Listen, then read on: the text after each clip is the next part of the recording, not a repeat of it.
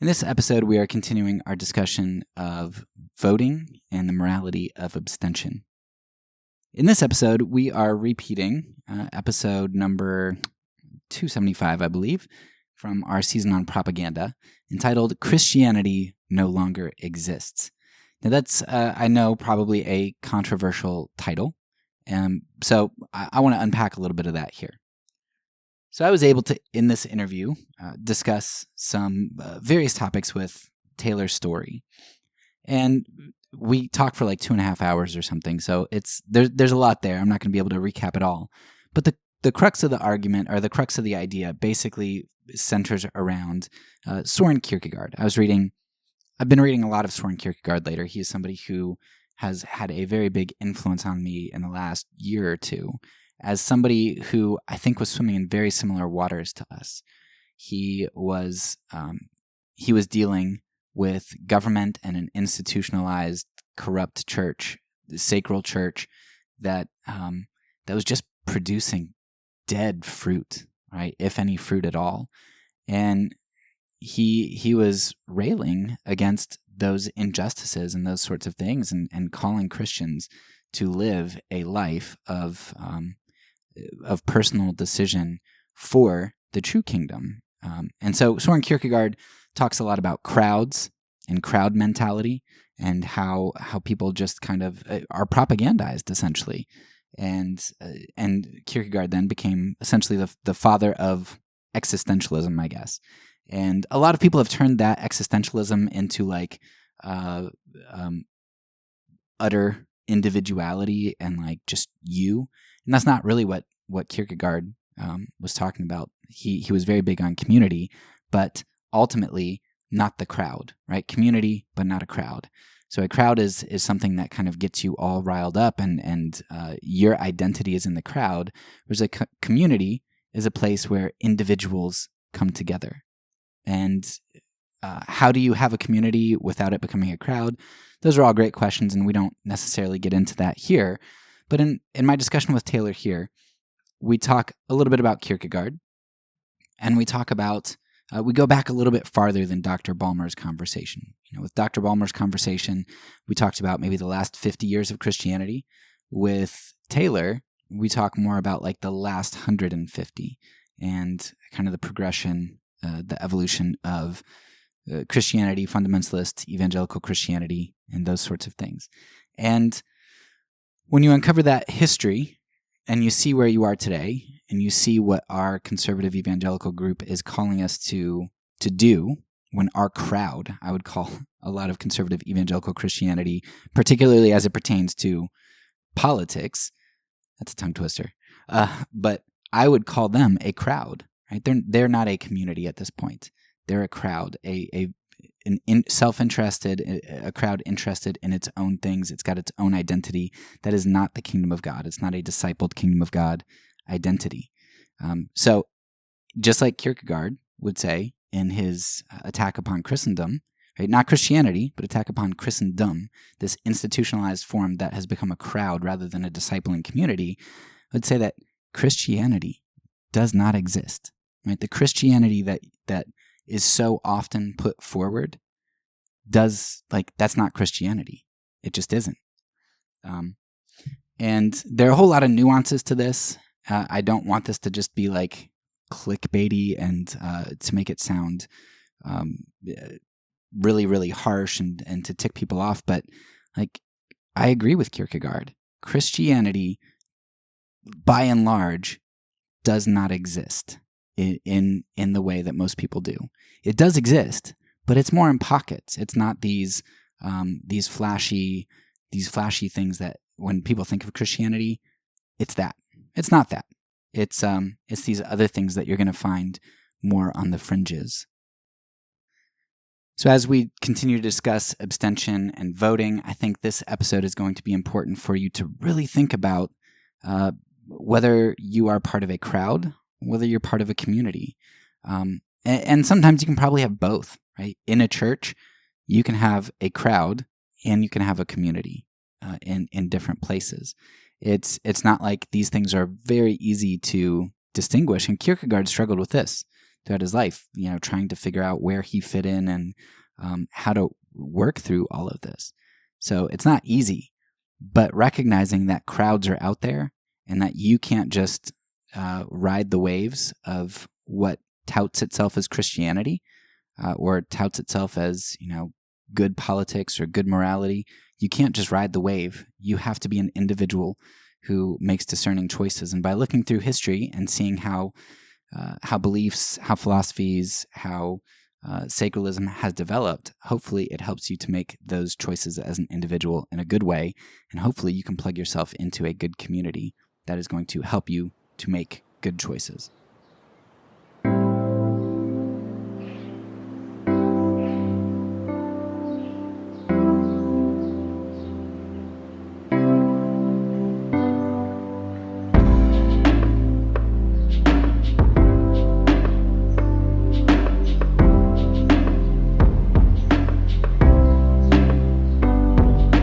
Welcome back to the Fourth Way Podcast. In this interview, I had the privilege of chatting with Taylor Storey. In a nearly 3-hour interview, we covered quite a lot of ground, so I want to first of all point you to timestamps in the show notes for easy reference. But I also want to take a few minutes here to lay out what I think are some important concepts to listen out for throughout the episode. First, much of what we discuss is going to center around true prophets and false prophets, which, if you've listened to this season, is a really common theme. We are especially going to ask whether rotten fruit is an independent occurrence or a systemic one. Is there a worm in one apple, or is the whole tree bad? Now, that's a question we grapple a lot with throughout the season, and one which you can find prominently in my interview with Drew Johnson, as well as the episode on eudaimonism. So go check out those episodes if this theme interests you. Another theme we get into is related to the ideal. Now, Taylor and I are going to argue that holding on to an ideal isn't idealistic, but rather it's what drives us to true, right action. To throw off the ideal and compromise is what tends to lead to injustices and great evils. While embracing consequentialism might seem to produce better results, better fruit in the short term, it actually creates destruction and rotten fruit in the long run. Finally, we touch on quite a lot of historical events. We get into Kierkegaard, Nietzsche, Moody, Reagan, Machen, Nicaragua and the Contras, and a lot more.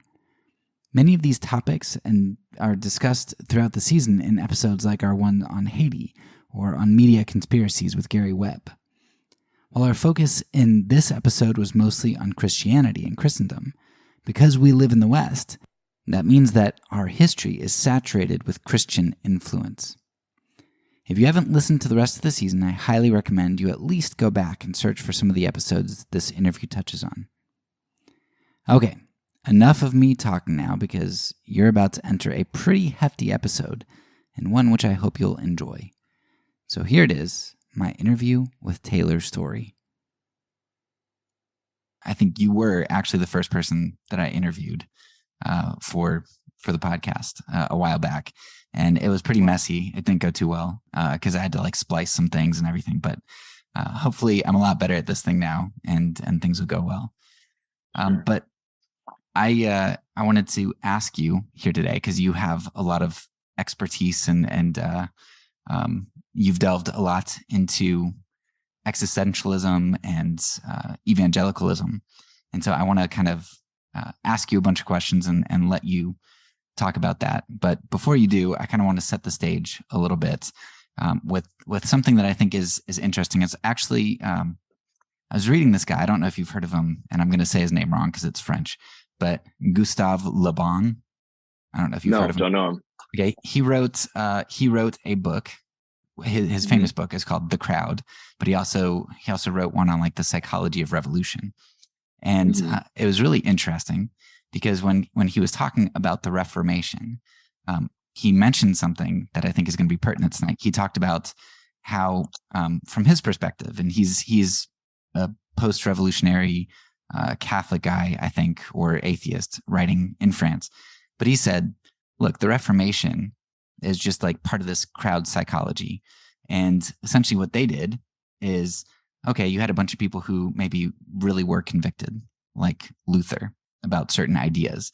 But what you ended up having is it gained a lot of momentum because you had people like princes who co-opted this movement because they were self-interested parties. And what the princes got from it was they got power away from the church. They wrested power from the church. And then they were actually able to swoop in to the Catholic churches and take all that wealth that the Catholics had. And it was interesting because, I'd read some other works on Luther and Zwingli. And what was interesting to me was, they ended up persecuting these Anabaptists, these people from, they were called the radical reformers, who were like, hey, look, your Reformation isn't good. Like, we need to go further because government is bad. And Luther and Zwingli, Zwingli was on board with that. He was basically like an Anabaptist. But when he saw the tides turning and the princes kind of getting involved, the princes saved Luther, and Zwingli's like, I better get out of this radical Reformation. And so he ended up actually swinging and killing the very people who he was once a part of. He was a pretty big jerk. He said, I'm going to give him a third baptism, because the reformers, they baptized their infants, and you have the radical reformers who baptized as adults. And then he's like, okay, we're going to drown them. Like, we'll execute him by drowning and give him a third baptism. So anyway, you have people like Zwingli and others who are basically turning to the state because it gives them power, it gives them safety. And so I'm part of a Reformed denomination. We use the Westminster Confession of Faith. Are you familiar at all with that? Yeah, I actually did the Westminster Catechism way back in the day. Okay. Yeah, our church is, that's a pretty revered document. What was really interesting to me was when I discovered that, well, we actually don't have the original Westminster Confession, but there were some amendments made, and there weren't all that many made, but there were some pretty big ones. All right, one of them was on the civil magistrate in section 23, and in the civil magistrate, they used to say, hey, the civil magistrate needs to protect the church, the peace and purity of the church, and they can call synods and all that kind of stuff. Well, guess what? They changed that. You know when they changed it? Do you have any guess at all? No. I looked over the notes, but Okay. Well, I just added this. Yeah. They changed that section in 1789 in the United States, in America, right? So they took that out and they said, no, the king can't do that. No longer should they persecute people who don't believe, right? So the original Westminster is like, no, they have this power, and then is this very serious document that you don't change much at all. But then in 1789, right, God moved, and they changed it to align with whatever the government of their day was. And so there are a number of these other examples, but I thought, Laban pointing out the Reformation and the changes in the Catechism are going to be a good backdrop for what I want to talk to you about today, because we're going to start by talking about Kierkegaard, who is somebody who recognized how people of his day in the 1800s, like, halfway from the Reformation to now, how they were kind of in bed with the state, and how you have this stream of Christianity that is just continuing to capitulate to the state. So I want to talk about that today. Before we do, if you just want to give yourself an introduction, that would be awesome. So I was homeschooled K through 12, went to Cedarville University. That's how I know you. I did my first 2 years there, and then worked at some like Calvary Chapel churches, also a Presbyterian church. Went to seminary for a little bit at Western Seminary, and dropped out, then went to Jerusalem and studied kind of like a more historical approach to the Bible. Just did one semester, but it really changed my life. And then did a bunch of international things. I taught in China for a year, and worked in humanitarian aid, and then fell into installing solar and wanted to go back to school. So I went back to school in Germany, in Potsdam, which is like right outside Berlin. I took classes at Humboldt zu Berlin. And one night I was having beers, and I walked outside the bar and I saw a plaque that said, "This is where Soren Kierkegaard lived." And I was like, "What? Soren Kierkegaard lived here?" And then I did a bunch of research and found out that he spent about the same amount of time, 3 years, studying in Berlin, I think on 2 different occasions. Um, and yeah, and then I think I had a similar process with Christianity, that I was raised in the fundamentalist side of things and was a little bit disillusioned with that, especially as a result of studying historical um, uh, Bible stuff, what's called historical criticism in the academic fields, but is what I kind of studied in Jerusalem. And I just didn't see it kind of lining up. I didn't see it being good news. And so I thought I was going to distance myself, but actually Kierkegaard kind of brought me back. A lot of things brought me back when I was in Berlin, but Kierkegaard's training in Christianity might be the single thing that helped me the most. Another friendship with a friend, that we talked a lot about a lot of things, but yeah. So yeah, now I finished the master's. It took me a long time, and I wrote about I guess what we're going to talk about today, which is I titled the thesis, I think, "History of Colonizing Christianities," which is kind of this in bed with the state thing. And then I focused on the origins and effects of the Dwight Moody, Cyrus McCormick Jr. gospel, what I called it, because there's a whole bunch of background that we'll probably get into today, that happened shortly after Kierkegaard kind of named this problem with Christianity as it was in his day versus Christianity as he saw it practiced biblically, and I think historically as well. I will. I'll have to check out that one by Kierkegaard. I have to admit, the first one that I read from Kierkegaard didn't make me like him too much. It was the one I don't remember what it's called, Fear and Trembling, I think. And I was like, Same for me. I was like, this is just weird. And then I watched some videos on him, and I was like, okay, well, the concept's really cool, but it seems like you have to kind of devote your life to understanding him because he uses all these pseudonyms. And I'm like, okay, I can just get the gist from these guys. But I did end up committing to read Attack upon Christendom because that sounded really cool. So I read that, and I enjoyed that. But you recommend training in Christianity? I think so, yeah. But I think Attack upon Christendom is probably the best. Well, yeah, it's a shorter. It takes like all his thoughts. I think in the very beginning he has this thing where he's like talks about like a dog on a leash, right? And then he's like, okay, now I'm like letting the dog out, like. So he's like, I'm gonna actually blast Christianity for what I think is really going on. But it's kind of a rehash of something he wrote earlier, which is training in Christianity. But I think I would go with Attack. If you had to choose one, and I would choose Attack upon Christendom. Okay. But it was kind of training in Christianity that like hammered home the difference for me. Yeah, I can talk about that. I guess what would be important here is because, I wouldn't have understood the distinction several years ago, but he is a Christian. He's not saying attack upon Christianity. He's saying attack upon Christendom. And I think that's an important distinction that not everybody might understand. So maybe you could talk a little bit about Kierkegaard and why he's important for Christianity, because he is a Christian, and attacking Christendom, I would say, is a very important job of being a true Christian. Yeah. So in Attack upon Christendom, that is kind of what he has this line, and I can't remember. I think it is Attack upon Christendom where he says, "Oh, Luther, how terrible." Do you know this line? "You had 95 theses, but I have only one. My one thesis is that Christianity no longer exists." In the land of Christendom, he was going back in between Copenhagen and Denmark, mostly Copenhagen, but it was it was not a massive city at that time. He also lived at the same time Hans Christian Andersen, which is kind of interesting, but they didn't like each other. They knew each other, but they didn't like each other. Kierkegaard wasn't liked by very many people because he was kind of calling out the BS of the system, especially the Christian system.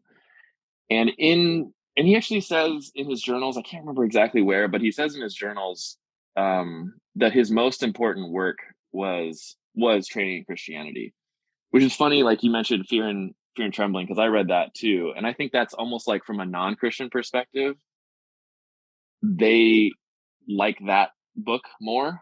But I think Kierkegaard was really dealing with problems of Christianity. That was his real thing. And I'd say Kierkegaard seems to be read more by non-Christians than by Christians. And so they don't like understand this Christianity versus Christendom thing or all this stuff that's going on. And so then they go to maybe the text that's easiest to understand from a non-Christian perspective, potentially. But I read Fear and Trembling and I was like, okay, leap of faith, like great. Like it didn't do very much for me.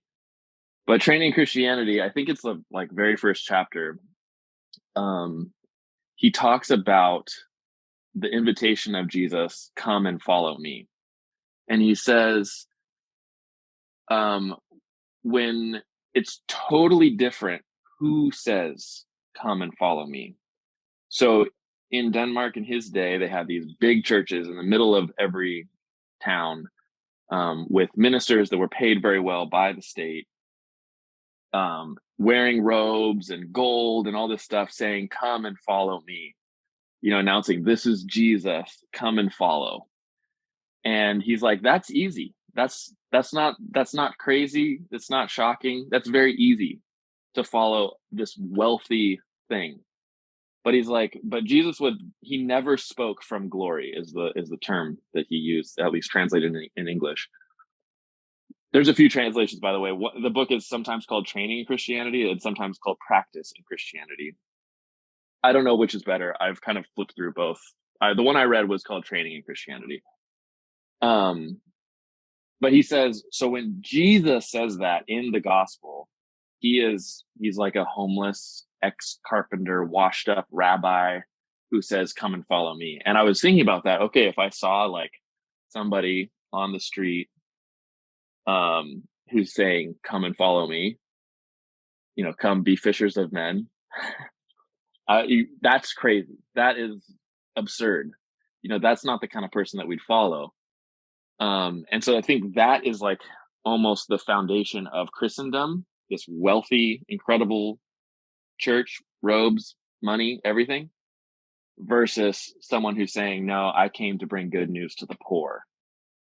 And so there's this distinction of Christianity of Jesus versus the Christendom of his day, and I would say our day, and probably, ever since Constantine pretty much, or Theodosius to be a little bit more historically correct. But yeah, so I think that's the distinction. And Kierkegaard also then is kind of considered the father of existentialism, which is not, at least in my understanding, it's not as inaccessible as I originally thought.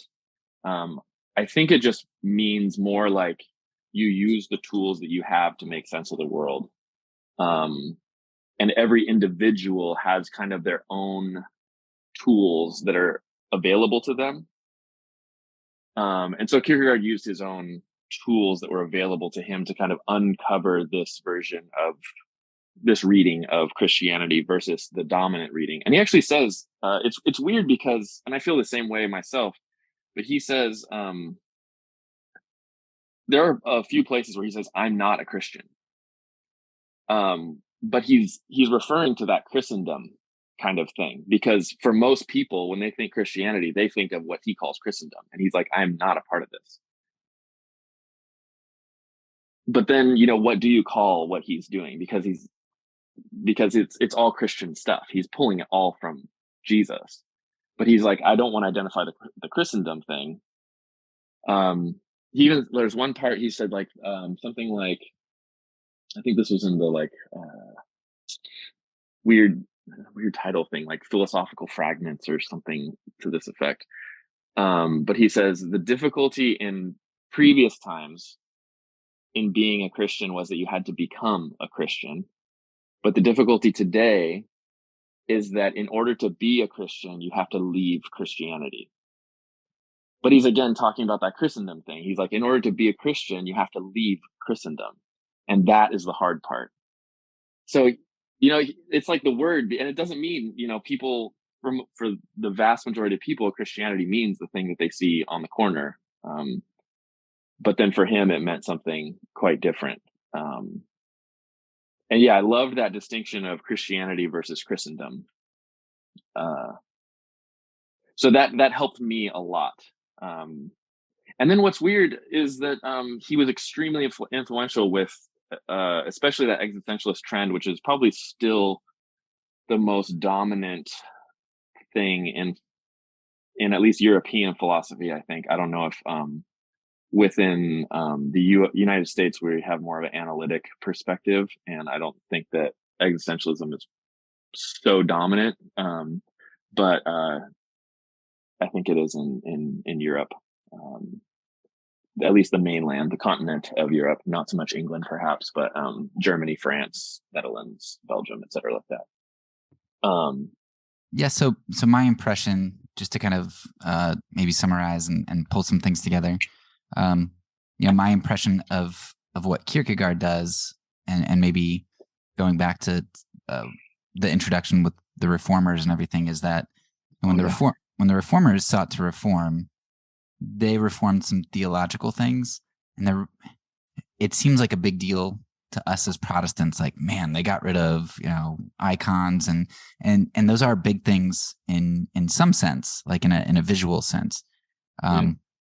But the structure was still there, because now you basically just have a church that has its wealth and power, just with different groups of people under slightly different theologies and stuff. So it really wasn't all that revolutionary. What Kierkegaard does is far more revolutionary. And maybe, I don't know where the Anabaptists would be in this, because you've got nonviolence and certain groups throwing off the state completely, which is pretty revolutionary. You've got, I think it's the Hutterites or whatever, who share their wealth in common. I mean, the Anabaptists are doing some pretty revolutionary things, the various sects. But that's more like, I guess, what we see in Jesus, and that's something that started me down this path, was when I was like, man, everybody wanted to kill Jesus. People want to kill Christians in other countries. Like, why don't people want to kill me? And like, well, because we're part of the power system, and we're not revolutionary. We really aren't. So, I don't know.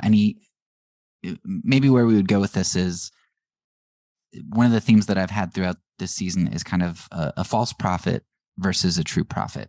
And I think it was you who shared Reinhold Niebuhr's article, The King's Court.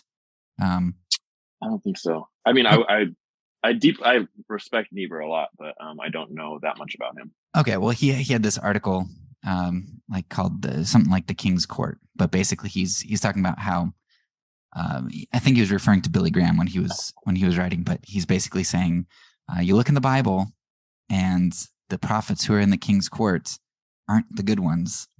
The prophets who are in the wilderness tend to be the ones that are the good ones, because getting close to the power is not usually good. So I would say that Kierkegaard, there's a lot of self-sacrifice that he had to do. He knew what could happen because of his ideas. And he seems like a true prophet, because he's not calling people to easy things, and he's not speaking from a position of power. He's speaking from a position that's going to probably have people throw stones at him. Maybe you could talk about the importance of Kierkegaard as a true prophet as compared to false prophet. Yeah. I was doing more research on the Kierkegaard thing, and this kind of pulls a little to the side, but I was just trying to find like a historical line, like, okay, Kierkegaard influenced who, and there is like a big historical line, but then this idea of kind of two Christianities, one of like the more powerful Christendom, but then another one that's a little bit harder, more prophetic, to pull from one of my favorite, one of the most helpful people, Cornel West, talks about the prophetic versus the Constantinian versions of Christianity. And that would, I mean, it's like, as you read deeper, you find it everywhere. So Niebuhr saying this thing about the King's Court makes so much sense. But actually before Kierkegaard, because I think he wrote that Attack Upon Christendom, which, by the way, the one thesis is that Christianity no longer exists. And his one task is to reintroduce Christianity to Christendom. That's what, and then he wanted a title. He wrote Sickness Unto Death and Training in Christianity, intending for them to be one book. And that was going to be subtitled Reintroducing Christianity to Christendom. That was his so Sickness Unto Death and Training in Christianity were supposed to be together with that subtitle. I can't remember what he's going to call it, the title, but yeah, then it ended up getting split up and whatever. But he said that in 1855. In 1845, Frederick Douglass wrote his autobiography. His first, he wrote it like 3 times, but his first autobiography. And at the very end of it, he wrote I think it's called the appendix, and he just says, "What I have said respecting Christianity, I intend only to apply to the slave-holding Christianity of this land, not of the pure, peaceable." Can't remember all the adjectives he used to describe Jesus, but he's like, I consider them completely diametrically opposed system: the slave-holding Christianity of the United States versus the pure, peaceable Christianity of Christ.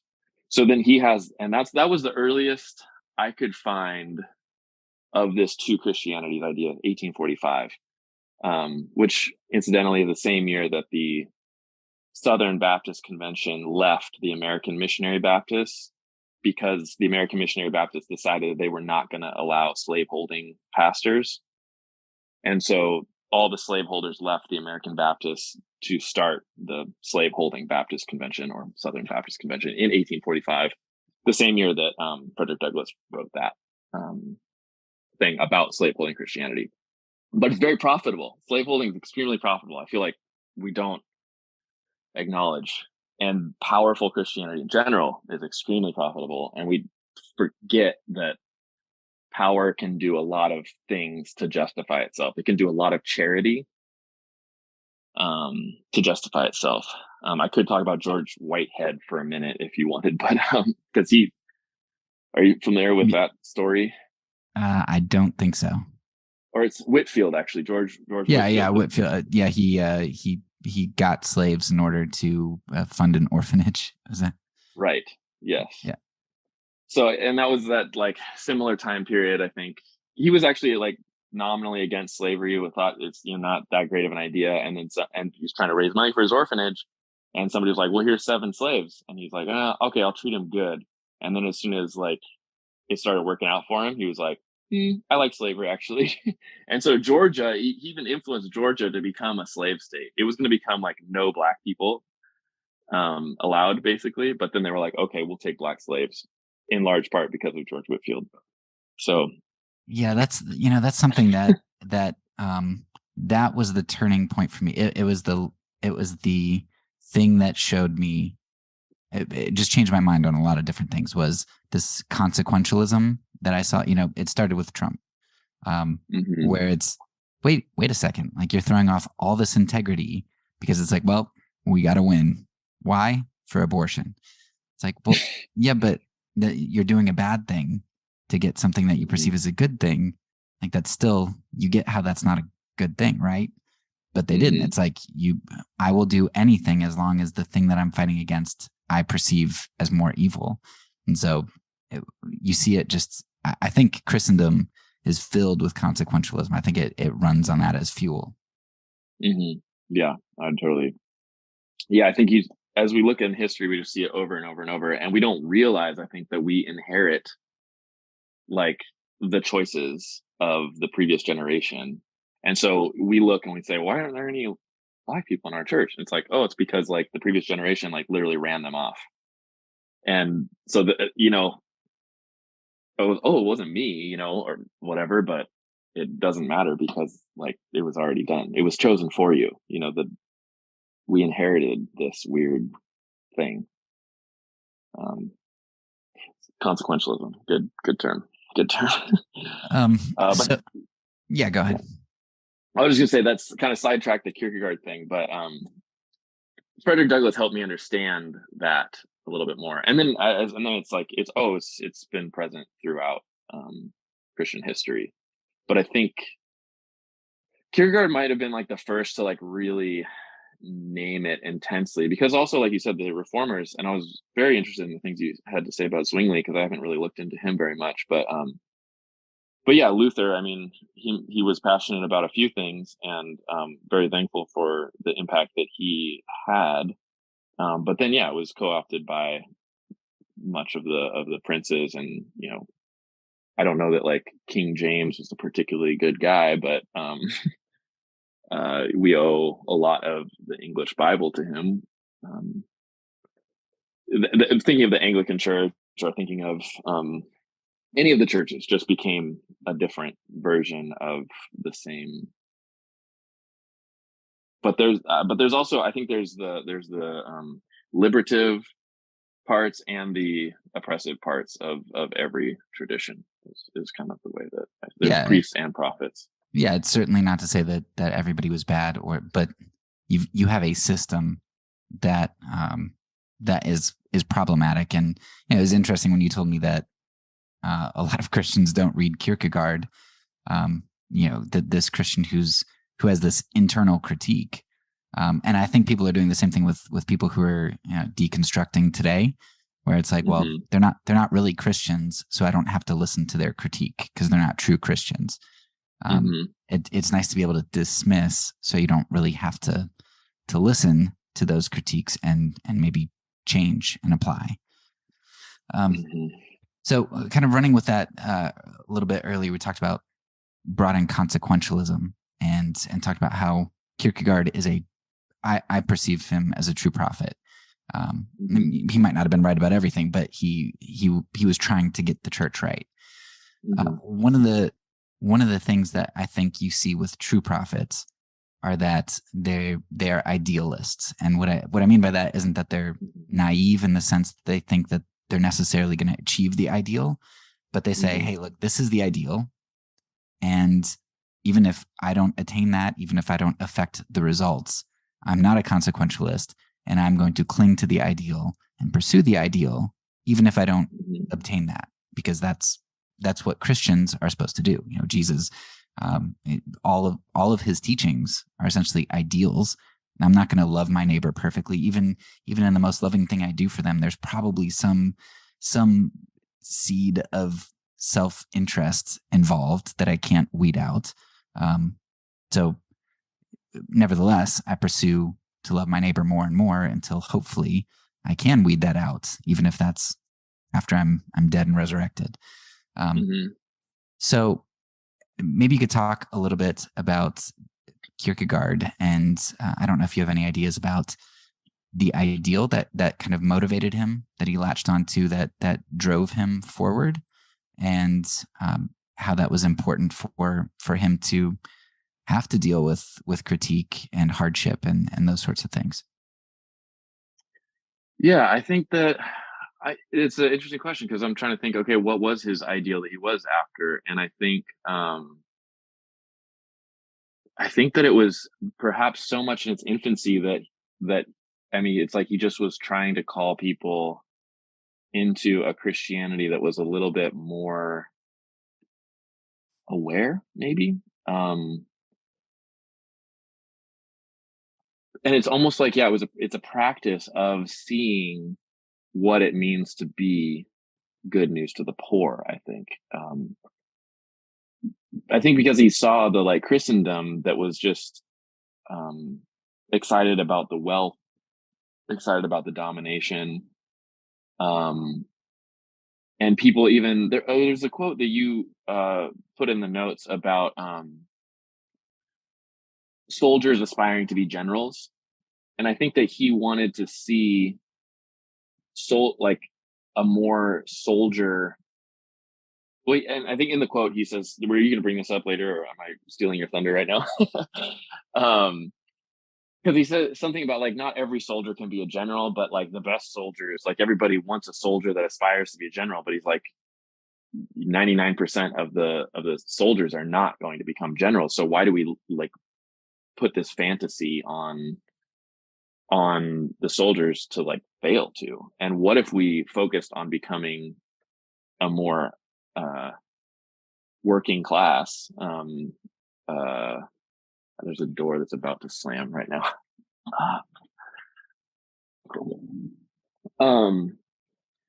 What if we aspired to be a more working class kind of have a more working class approach, I guess? Not that everybody's trying to become a billionaire or something like this, but that we could do something that values the common person.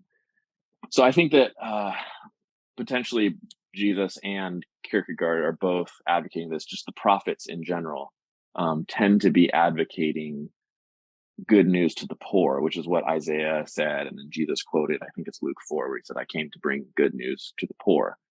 And blessed are the poor. That's Luke.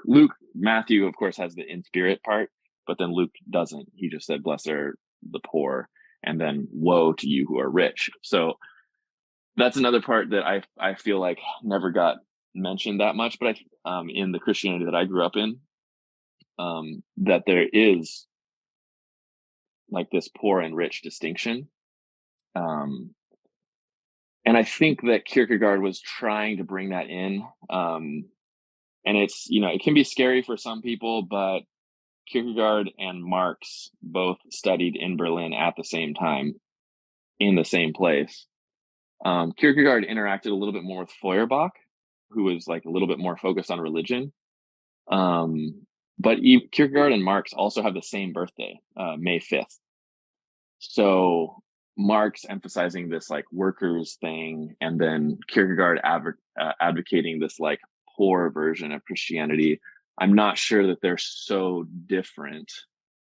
And there is like a weird part where Kierkegaard says that it's also in his journals somewhere that he talks about like the secret that he never let out, except in one place, this one like book on Adler, it's called. And so I dug into book on Adler and was trying to think, what is the secret that he's talking about? And he makes a reference to Feuerbach, who in many ways like kind of ended the liberal version of Christianity, is kind of like before fundamentalism kind of ever became a dominant thing. It was kind of like Schleiermacher is the father of liberal Christianity, which is kind of like individualist. I don't know. It's hard to like summarize really shortly. And as soon as you start to talk about Kierkegaard, Feuerbach, Schleiermacher, Marx, everybody has like their thoughts on what each of those people were trying to do. And mine is potentially a little bit nuanced, but I think that Kierkegaard wanted to be the Feuerbach who stayed Christian. And in a way, Karl Barth he brings a bunch from Kierkegaard. He was a big fan of Kierkegaard. As far as I'm aware, I mean, there's probably a lot of Barthians out there that could do better on that topic than I could. But I think what Barth actually has a intro to Feuerbach where he says, yes, Feuerbach was right about Schleiermacher's Christianity.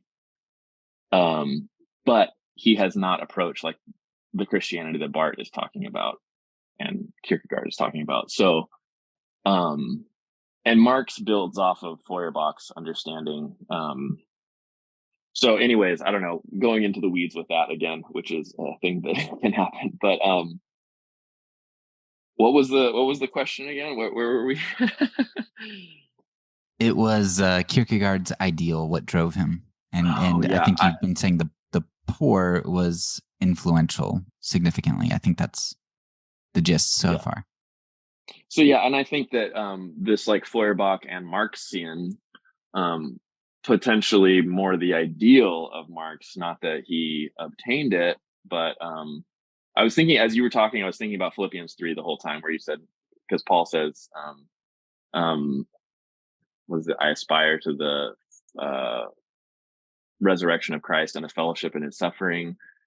Not that I have already obtained it, but I press on towards the goal. So Paul knows he's not perfect either, and I think that that's a humility piece that that I think actually Kierkegaard, Feuerbach, and Marx, actually, I think that they all have this. I don't know so much that Feuerbach has it exactly, but definitely Kierkegaard and Marx, I think they have this sense that of humility that like Marx goes back and revises a lot of his earlier writings, which is something that not that many people know, but uh,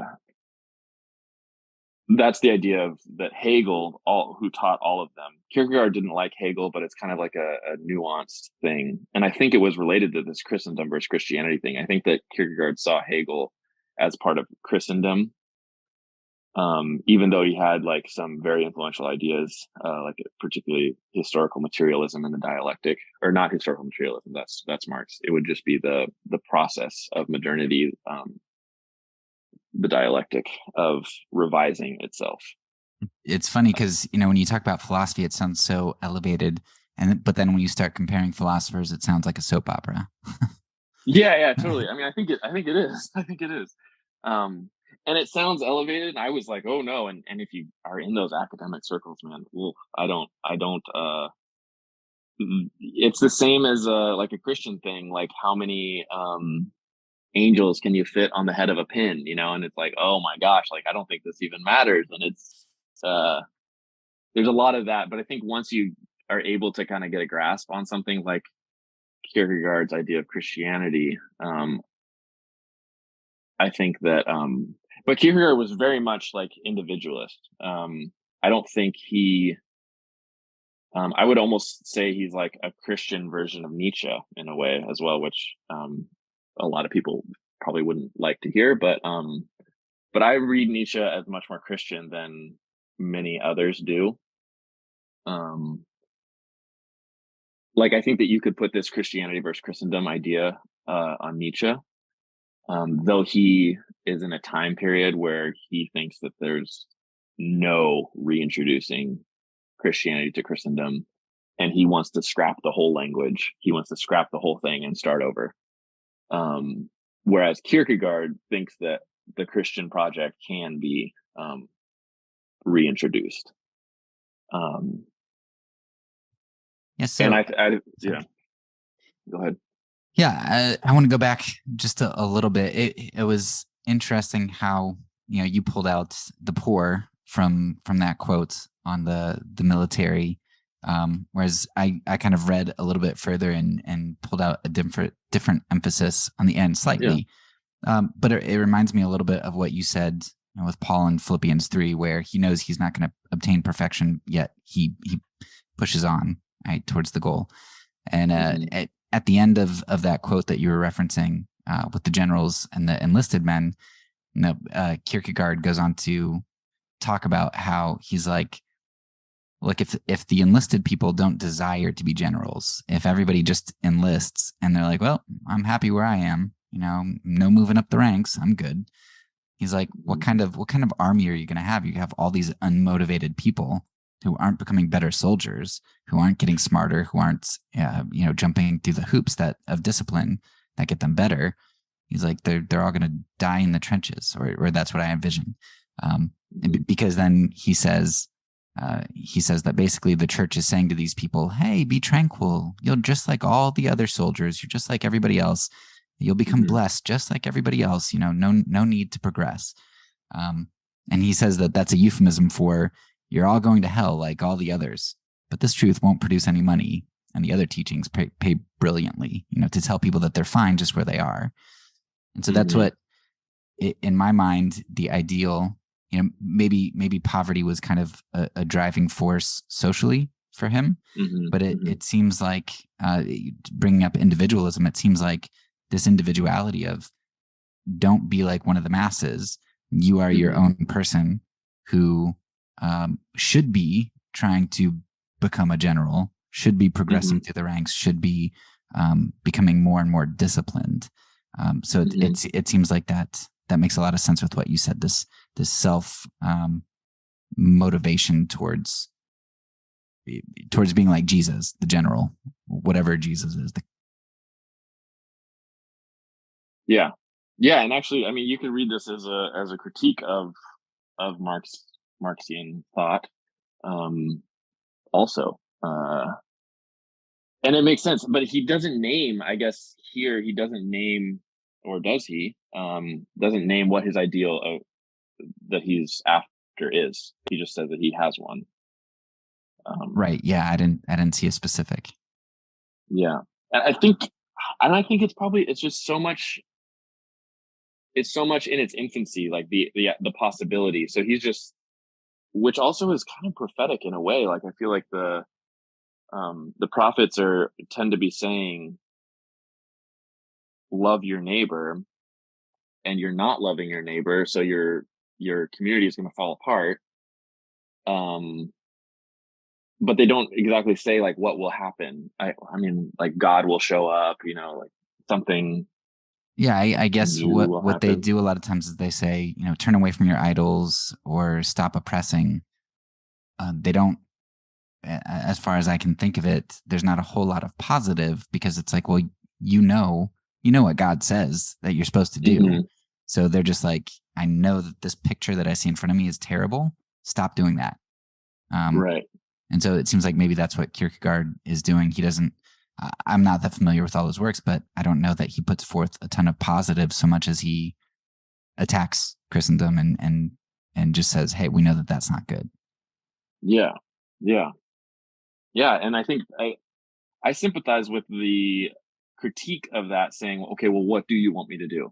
Like, what are you about? If you're, I sympathize with that critique, but I actually just don't think that it's just a much more simple way. And maybe even that's a little key to existentialism in general, is that it's much more simple. Like what Kierkegaard is remembered by the secular readers is that he's just advocating a much simpler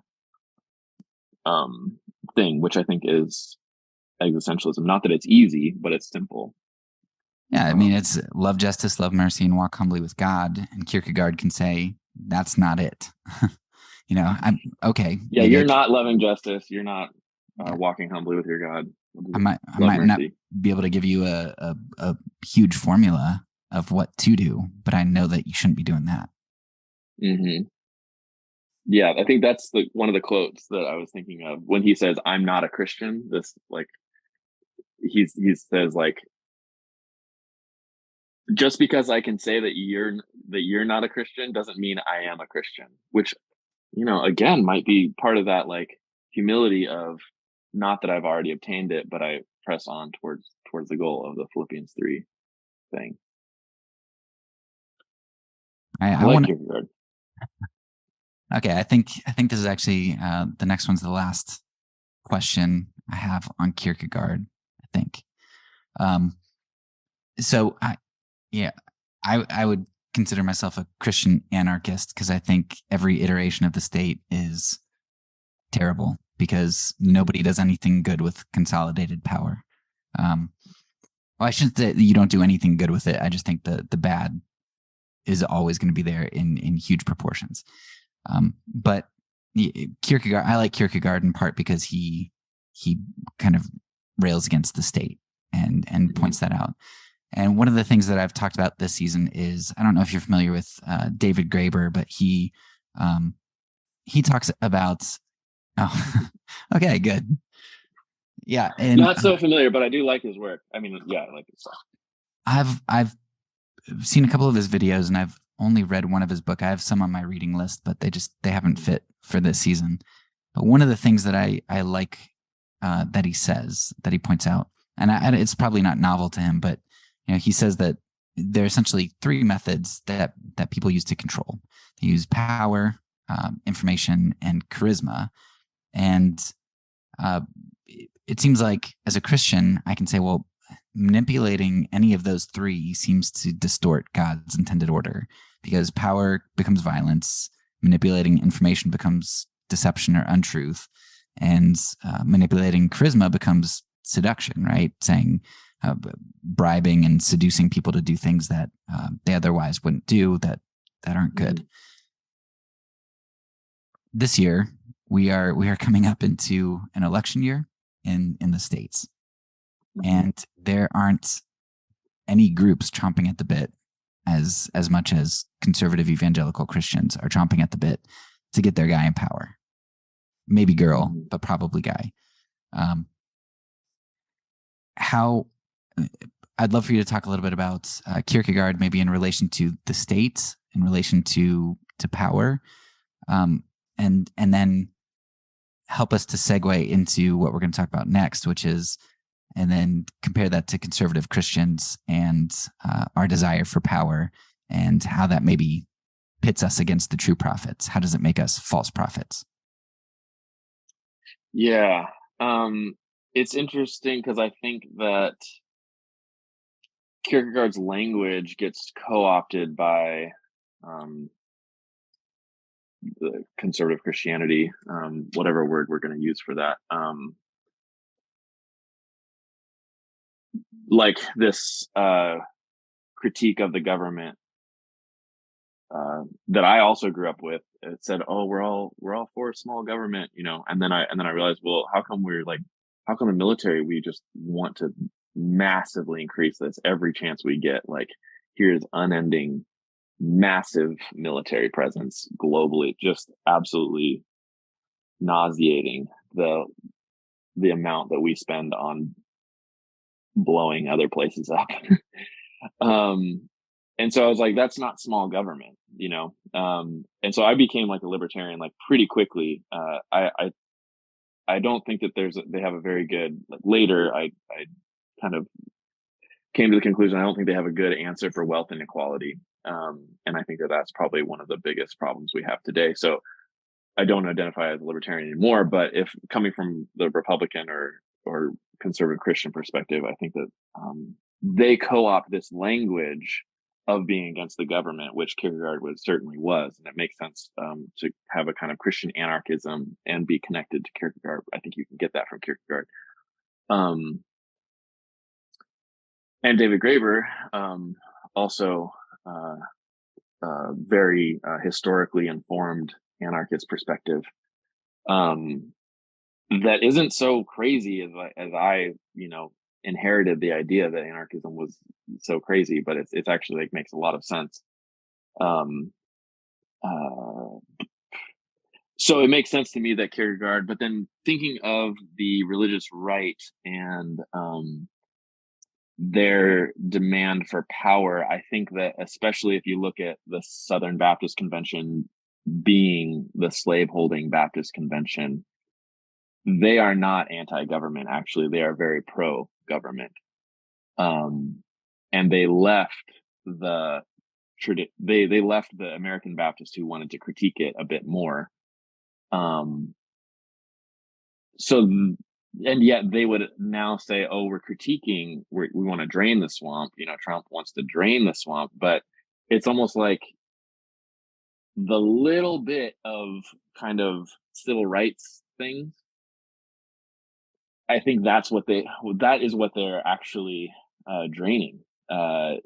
We know, I mean, we're talking about, I guess, the historical stuff, but the conservative Christians, Jerry Falwell in particular, got his start by being anti-civil rights, by saying that God ordained the separation of Black and white people, and that the decision to desegregate was anti-God.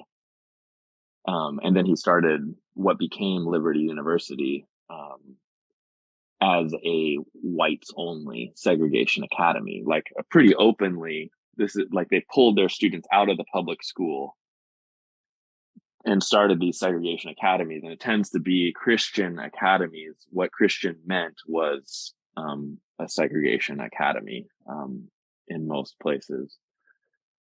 So their critique of government is actually the critique of like a little bit of justice being inserted.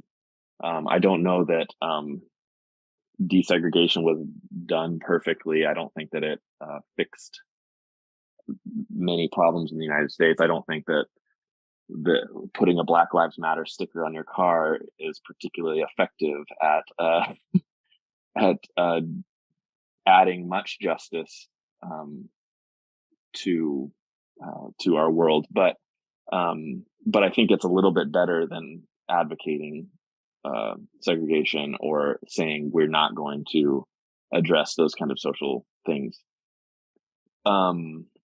Yeah, on that really quickly, I just read a book a few weeks ago called This Vast Southern Empire, which was fascinating to me because he says some of the things he gives examples of what you just said, where he's like, when the Civil War happened, you had tons of people, tons of Southerners that were in positions. It's like they weren't in positions of agriculture; they were in positions related to the military and foreign affairs and those sorts of things, because they dominated and populated the areas that were going to expand the empire, in part because of slaveholding works well by expanding and having more places for slaves to be, but also to preserve their to preserve slaveholding.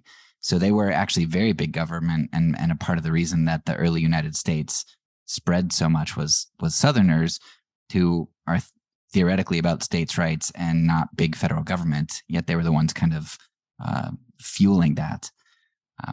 And then, another aspect that's always interesting to me is you've got these people who want states' rights, but then when it comes to when there's a slave that crosses state lines, that state that they cross into doesn't have the right to keep them there, right? They have to give them back, right? No states' rights. So yeah, exactly what you said makes a lot of sense. I grew up small government. It doesn't work out that way. I think the first president I voted for was Bush 2, and he upped the debt by bajillions. Yeah.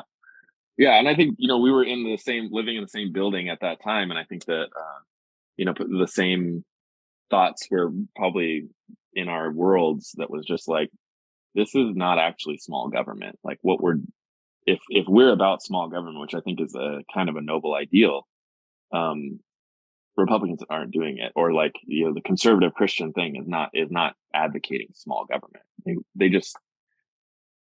I think they're just against the community aspects, actually. So as I've drifted more, to the left, whatever that means to whatever the people, I think that I've seen that they want big community and small government.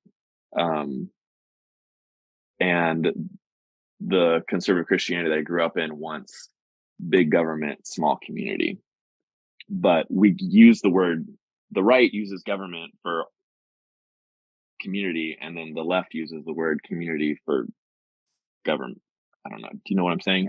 What am I trying to say?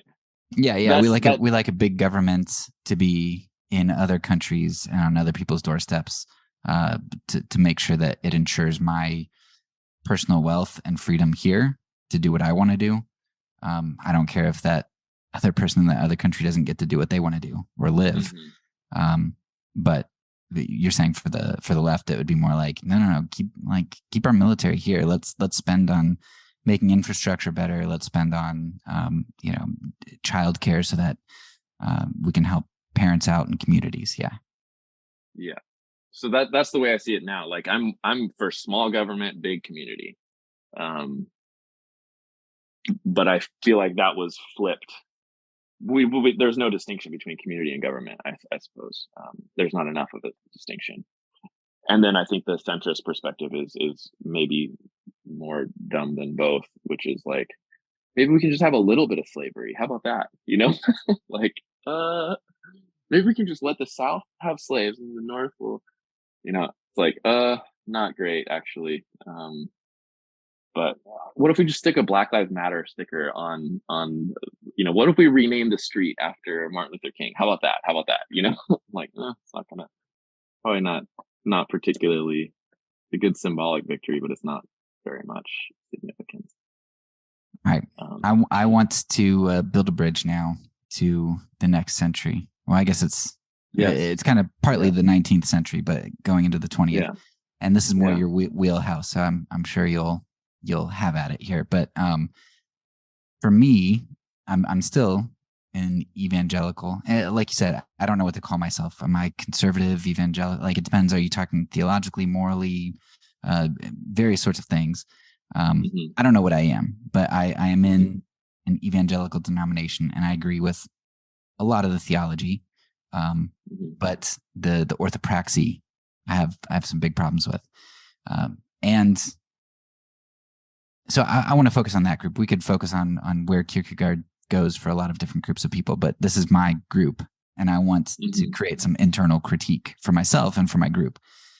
So I want you to maybe build a bridge from Kierkegaard into the late 19th century and early 20th, and get us to the rise of fundamentalism, which then will lead into evangelicalism.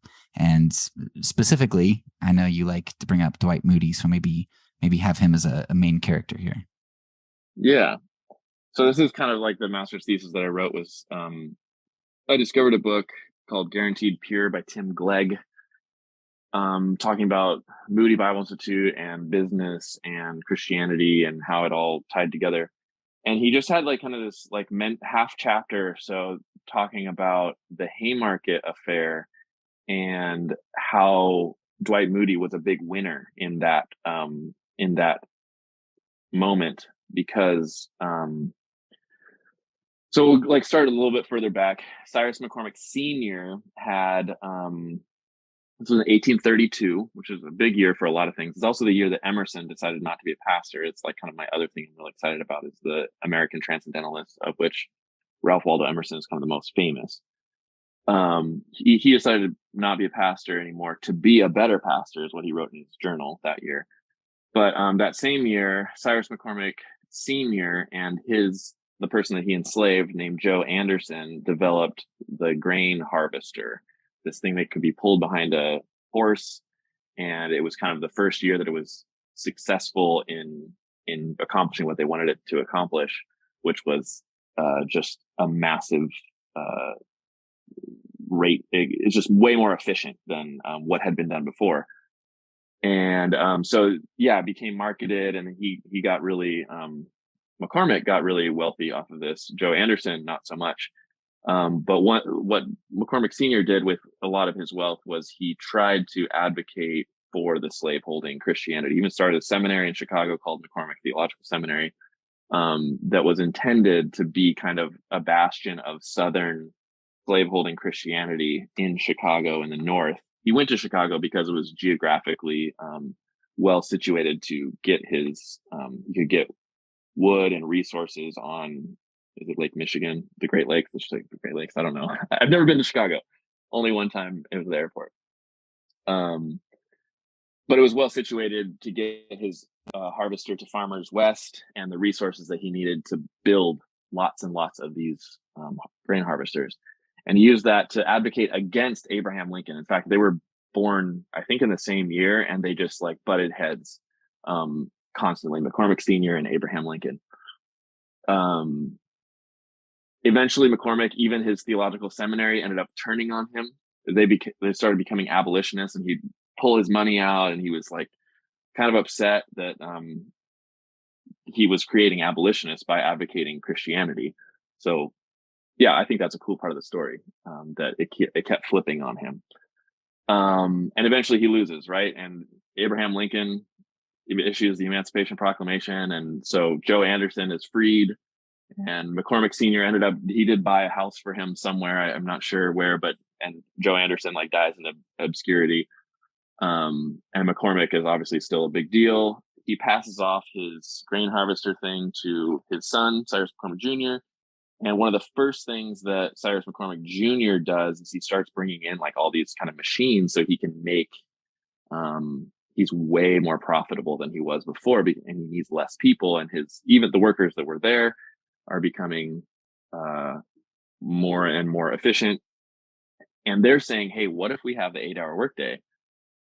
Because we're good at what we do. We don't need to work these 10-hour days, 6 days a week anymore. And it would probably be better for our community if we had more time to do things. And McCormick Jr. was like, coming from the slaveholding Christianity, I think that the origins of McCormick's thing we owe to a lot to his father's slaveholding Christianity perspective, that God gave me money and I get to choose how I spend it, and more profit is good for me, more money, and so more charity potentially, or not, whatever the case may be. And so he decides to fire half of his people and make the rest of them work more and harder. A lot like Pharaoh, Pharaoh and Moses. But Cyrus McCormick Jr., like his father before him, is advocating, he's using Christian words to do this stuff. And he has a good friend named Dwight Moody who keeps saying, I want to start a Bible school to advocate this personal, plain, practical approach. And so the people of Chicago protest on May 1st, 1886, becomes a big deal. We celebrate that here in Europe, not so much in the States, huh? It's so weird. Yeah, it's very weird. And in fact, Joe Biden, the Marxist communist that apparently he is, I don't think he has anything to do with any of those things, but he actually declared May 1st Loyalty Day. So it's not even, they want to distract from this event. And what happened was the people of Chicago are protesting, the workers of Chicago are protesting and saying, this is unjust. We should be building a community that works for everybody. And instead we're like making some people extremely wealthy and most people extremely poor. But McCormick doesn't care. And the police, it just doesn't make sense to people, whatever. So people are protesting. McCormick hires strike breakers. Becomes, a yelling match, potentially some violence, whatever. The police come in on May 3rd and kill 4 protesters. The next day, May 4th, they have a thing, a demonstration in Haymarket Square. And a preacher, actually, Samuel Fielden, is giving the talk saying that God cares about the workers. I don't know that he's being explicitly theological, but his theology certainly informs his advocating for the people, for the working people, as opposed to McCormick Jr. Somebody throws a bomb. The police come in, then somebody throws a bomb, and the police open fire on everybody. And I think the possibly agreed upon is that it's about 200 and something wounded and about, I think it's 14 dead. Samuel Fielding gets shot as he's trying to run away. But McCormick and the police and everybody just have this big panic that the workers are just getting out of line. And so they know who the activists are, and they arrest hundreds, but they end up sentencing 8 to death.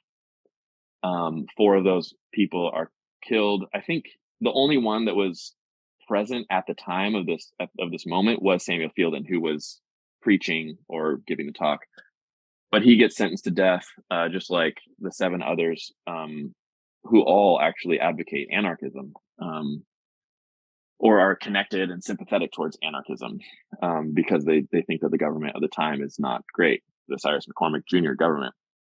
And so Moody then uses this moment to say, hey, Cyrus McCormick, you need me to put a Bible school in, and I will train Christian workers. I will tell people that, they should submit to you.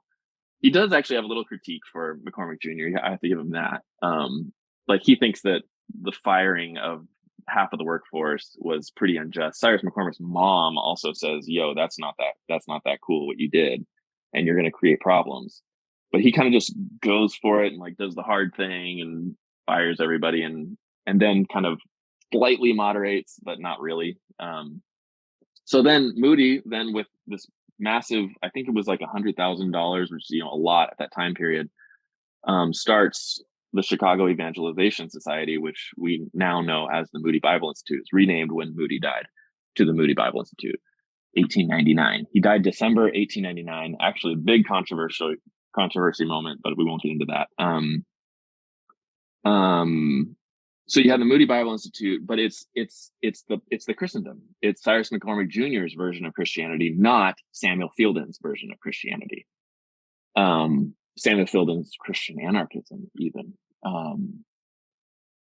So from the Moody Bible Institute, they hire Reuben Archer Torrey. Reuben Archer Torrey actually gets mixed up. This is a scandal. The scandal is that he didn't believe in medicine at the time period, and so his daughter got really sick, 8-year-old daughter Elizabeth, And he said, I'm just going to pray. I'm going to, like, God is going to heal her.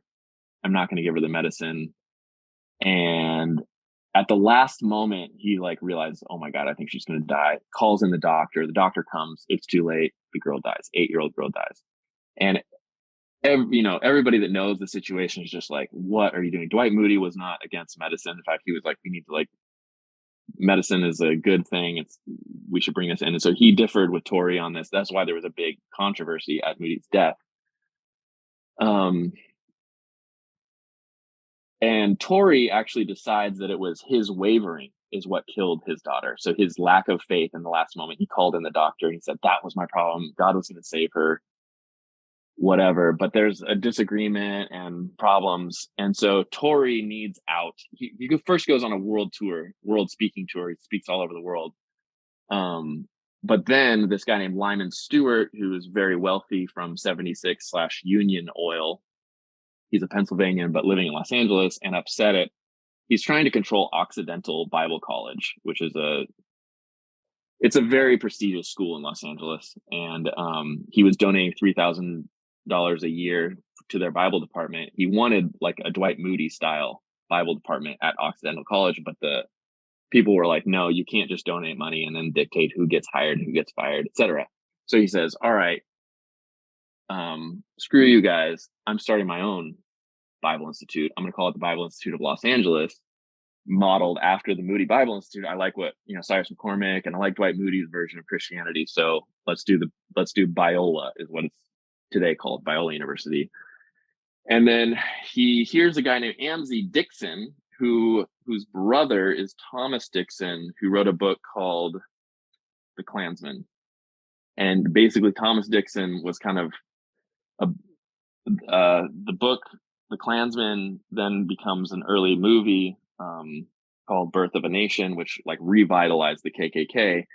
So Thomas Dixon's brother, Amzi Dixon, is a preacher that Lyman Stewart polls and says, okay, R.A. Torrey and Amzi Dixon, I want you to create these documents that are basically Moody's Christianity, but like none of this like social stuff. We don't want people advocating like the Samuel Fielden thing. Of course, they don't know who Samuel Fielden is, but none of this like Christian anarchism, none of this Christian advocating for working people. They need to submit to the divine authority that those of us with money have.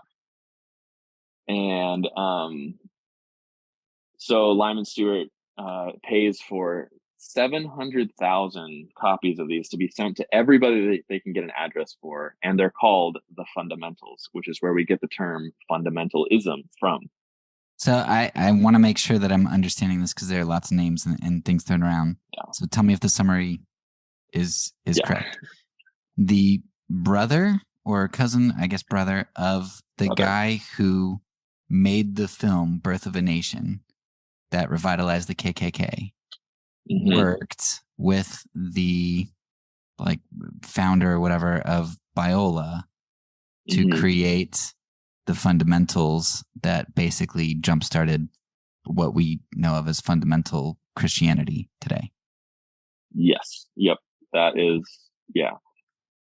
And Amzi and his brother Thomas they're both Southern/slaveholding Baptists. So it's not crazy. Lyman Stewart and the McCormicks were Presbyterians.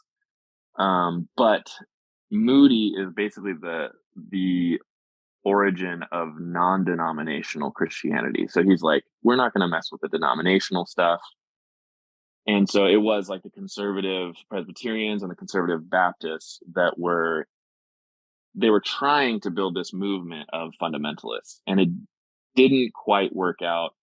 And it really fizzled out at the Scopes trial when William Jennings Bryan, who's actually kind of a Christian socialist, he was very theologically conservative, but was for big community and thought that the government should intervene.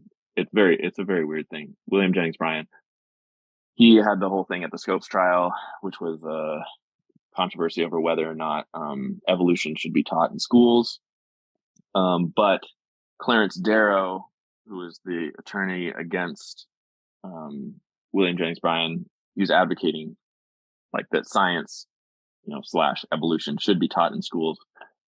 Ended up kind of, William Jennings Bryan didn't have like a good interpretation of Genesis chapter 1. He had a very face value um, interpretation of Genesis 1, and it just was seen as kind of a laughing stock. And William Jennings Bryan died 5 years later, which is crazy. He was 3-time candidate for president. He lost every time, but big advocate for fundamentalist Christianity, which is weird because he was also conservative theology, but more of a Christian socialism, which is also the same for the What Would Jesus Do person. His name was Charles Sheldon, is also an advocate of Christian socialism. That's what the What Would Jesus Do thing was about, to advocate for a society rather than profit, people over profit. So fundamentalism, though, defined, there are 5 points, which was inerrancy of scripture, which I think for them actually meant like Dwight Moody's. I call it the Moody McCormick gospel because I don't think it would have been a big deal if it was only Moody, but because McCormick was the funding behind it. I think it was his plain interpretation. He didn't want to look at the historical, the social, or the literary context, which was what the seminaries were really arguing about at that time period. And Kierkegaard would have been, he wasn't in seminary, but he's advocating a historical or a social look at Christianity. Whereas the fundamentalists wanted to just get rid of that historical social thing and just think about, okay, I want to read this one verse and then say, what does it mean to me? And then that's how I'm going to go. So like, that's what the slaveholding Christians did as well. It's, Ephesians 6:5 says, slaves, be obedient to your masters. And they're like, that settles it. Slaves, be obedient to your masters, pro-slavery. Then you have to look at the Exodus and you're like, is the Exodus slaves being disobedient to their masters? Because, so I think that there's like the historical and social context gets discarded by the fundamentalists, and they start to, a big thing also, weirdly or not, was about the virgin birth of Christ, because historical and social scholars start to look at the Greek understanding of what it meant to be born of a virgin. Like Plato was considered to be born of a virgin, and it meant that he was like this elevated figure, and only Matthew and Luke reference the virgin birth of Christ. And so the historical and social scholars start to say Mary wasn't technically a virgin. This is Matthew and Luke's way of saying that Jesus is really important, that Greek people in particular would really understand. So then they kind of discard this idea about, or they say it's not important, whether or not Mary was technically a virgin, but that becomes one of the fundamentalist doctrines. But really what it's about is is historical or social context important? Literary context, is that important to understanding what the Bible has to say? And Dwight Moody wants the Moody McCormick gospel, the Reuben Archer Torrey / Lyman Stewart gospel of Biola of fundamentalism says our plain interpretation is the authority, not the historical, social, literary thing, because wow, that is a can of worms when you open that up, and then all of a sudden you're starting to advocate for these workers who get paid whatever I want to pay them, not what is, quote, just. That's just way too much.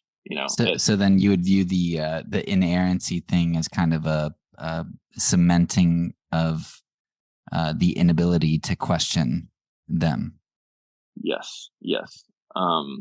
So yeah, there's 5 points, and I have them here. I could pull them up real quick, but each of them, inerrancy is number 1, but I think that's more Moody McCormick's face value interpretation, which also I don't want to say literal also, because I think that literal is a problematic term, because I think I take the Bible very literally, but I disagree quite a bit with Moody and McCormick's face value interpretation.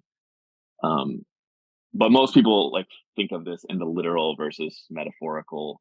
I don't like to think of it that way. I think of it as face value versus socially, historically, and literary informed. But yeah, there's 5 main points of fundamentalism, and it's really just trying to cut out that social, historical, and literary perspective of the Bible. Yeah. So then fundamentalism kind of falls apart in 1925, and they're kind of seen as like uninformed, anti-intellectual, anti-science. But then in the humanities, it's like, well, you don't want the historical, you don't want the social, you don't want the literary perspective on things. You just want the perspective that says, you're God's chosen people.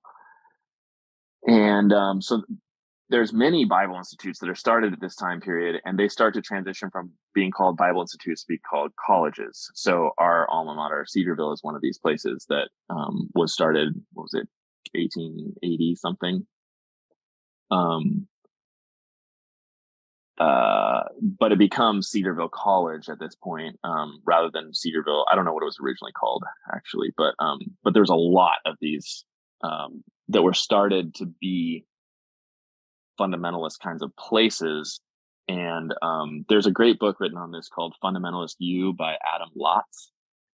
And he just kind of shows that like they were created to like cut out science, to cut out the wrong parts of history there.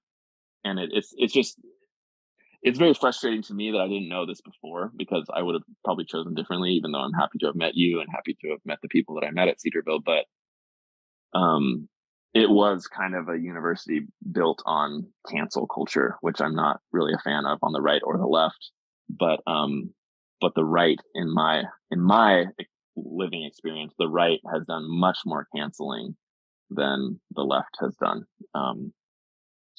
Whatever the left means, because I don't know that term, it means too many different things to too many different people. Same thing with the right too. We'll just be honest about that. But yeah, like these fundamentalism was basically just a cancel culture kind of a movement. Yeah, and it might not fit in because I don't really know that much about them, but I know somebody that you've talked about before was J. Gresham Machen, and I just looked up he started Westminster Theological, which is big in my denomination. He started that in 1929, so right after the Scopes trial and the fundamentals and all that stuff. Yeah. So, and I love the J. Gresham Machen story because it shows how much of a hypocrite he was.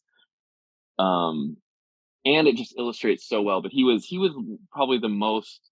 He was advocating with what's the other guy's name at Princeton.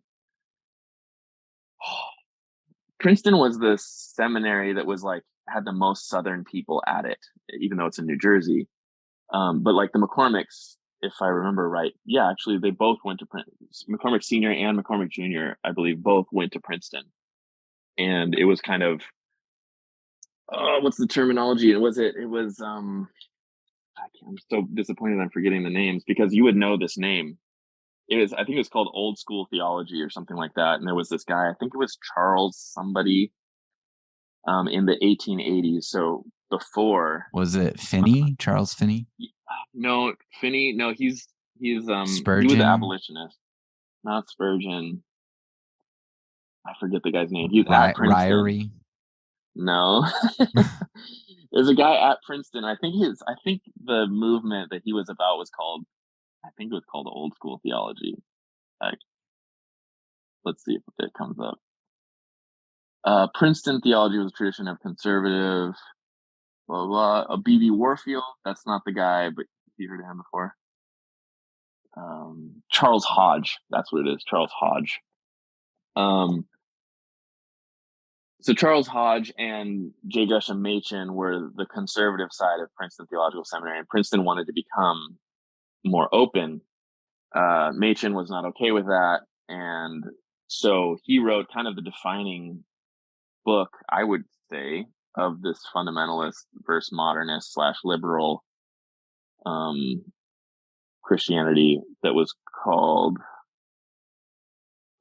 forgetting it now again, Christianity and Liberalism. I think that's what's called, Christianity and Liberalism. And his like thesis statement is that liberal Christianity is not Christianity at all. And I sympathize with him because I'm not a huge fan of liberal Christianity. But I am less of a fan of fundamentalist Christianity. And So he advocates, he's like going after kind of Walter Rauschenbusch, who I think is a pretty great, he was the guy behind the social gospel. So he's advocating the social context of Christianity, which is, I think, something that Kierkegaard also would have probably advocated. But the social gospel, just saying that God, like the kingdom of heaven should come to earth and we should change what's happening on earth. Whereas the fundamentalists tended to see everything happening after we die. Like there's a big part of fundamentalism was also dispensationalism, the like rapture idea. That was another thing that Lyman Stewart paid for, was this book by William Blackstone called Jesus is Coming. He also sent it out to everybody, and it was kind of like the Left Behind idea. We didn't have very much time. Jesus is coming back soon, so it's just all about like getting as many people to pray this Dwight Moody kind of prayer. That's what Christianity is about, and there's no time to do social stuff, and the world is it's gonna all be burned anyways, so don't worry about social stuff. Just try to convert people. Walter Rauschenbusch disagreed, and he called his thing the social gospel. What was I saying? Oh, J. Gresham Machen. And J. Gresham Machen then says in the introduction, it's all in the introduction of his book, that the social gospel is not Christianity at all. In fact, it's like the gospel is all about individual rights. It comes from the South, Princeton being the like Southern seminary in the North. But then I was like, because I knew like he's writing this in 1929, right? So I was like, that was not long after women got the right to vote. So I wonder, was he like in favor of women having individual rights? No, he was not. Like he advocated against women having the right to vote. And then I knew, like, of course, there's race things happening. So was he against black?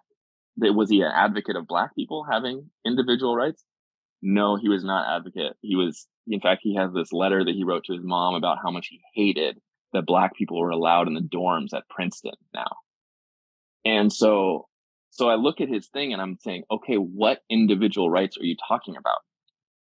And it's very clear from his historical context that he's advocating for like the wealthy, the elite, which is, the same thing as Cyrus McCormick. Even though he disagreed with many aspects of fundamentalism, he thought that they were kind of too plain. And so they needed a more doctrinally sound, and he didn't think fundamentalism was doctrinally sound. But he landed on the fundamentalist side of the debate, I guess, because he was for individual rights, but not the individual rights of women and not the individual rights of black people. So, yeah, I think that illustrates to me the problem with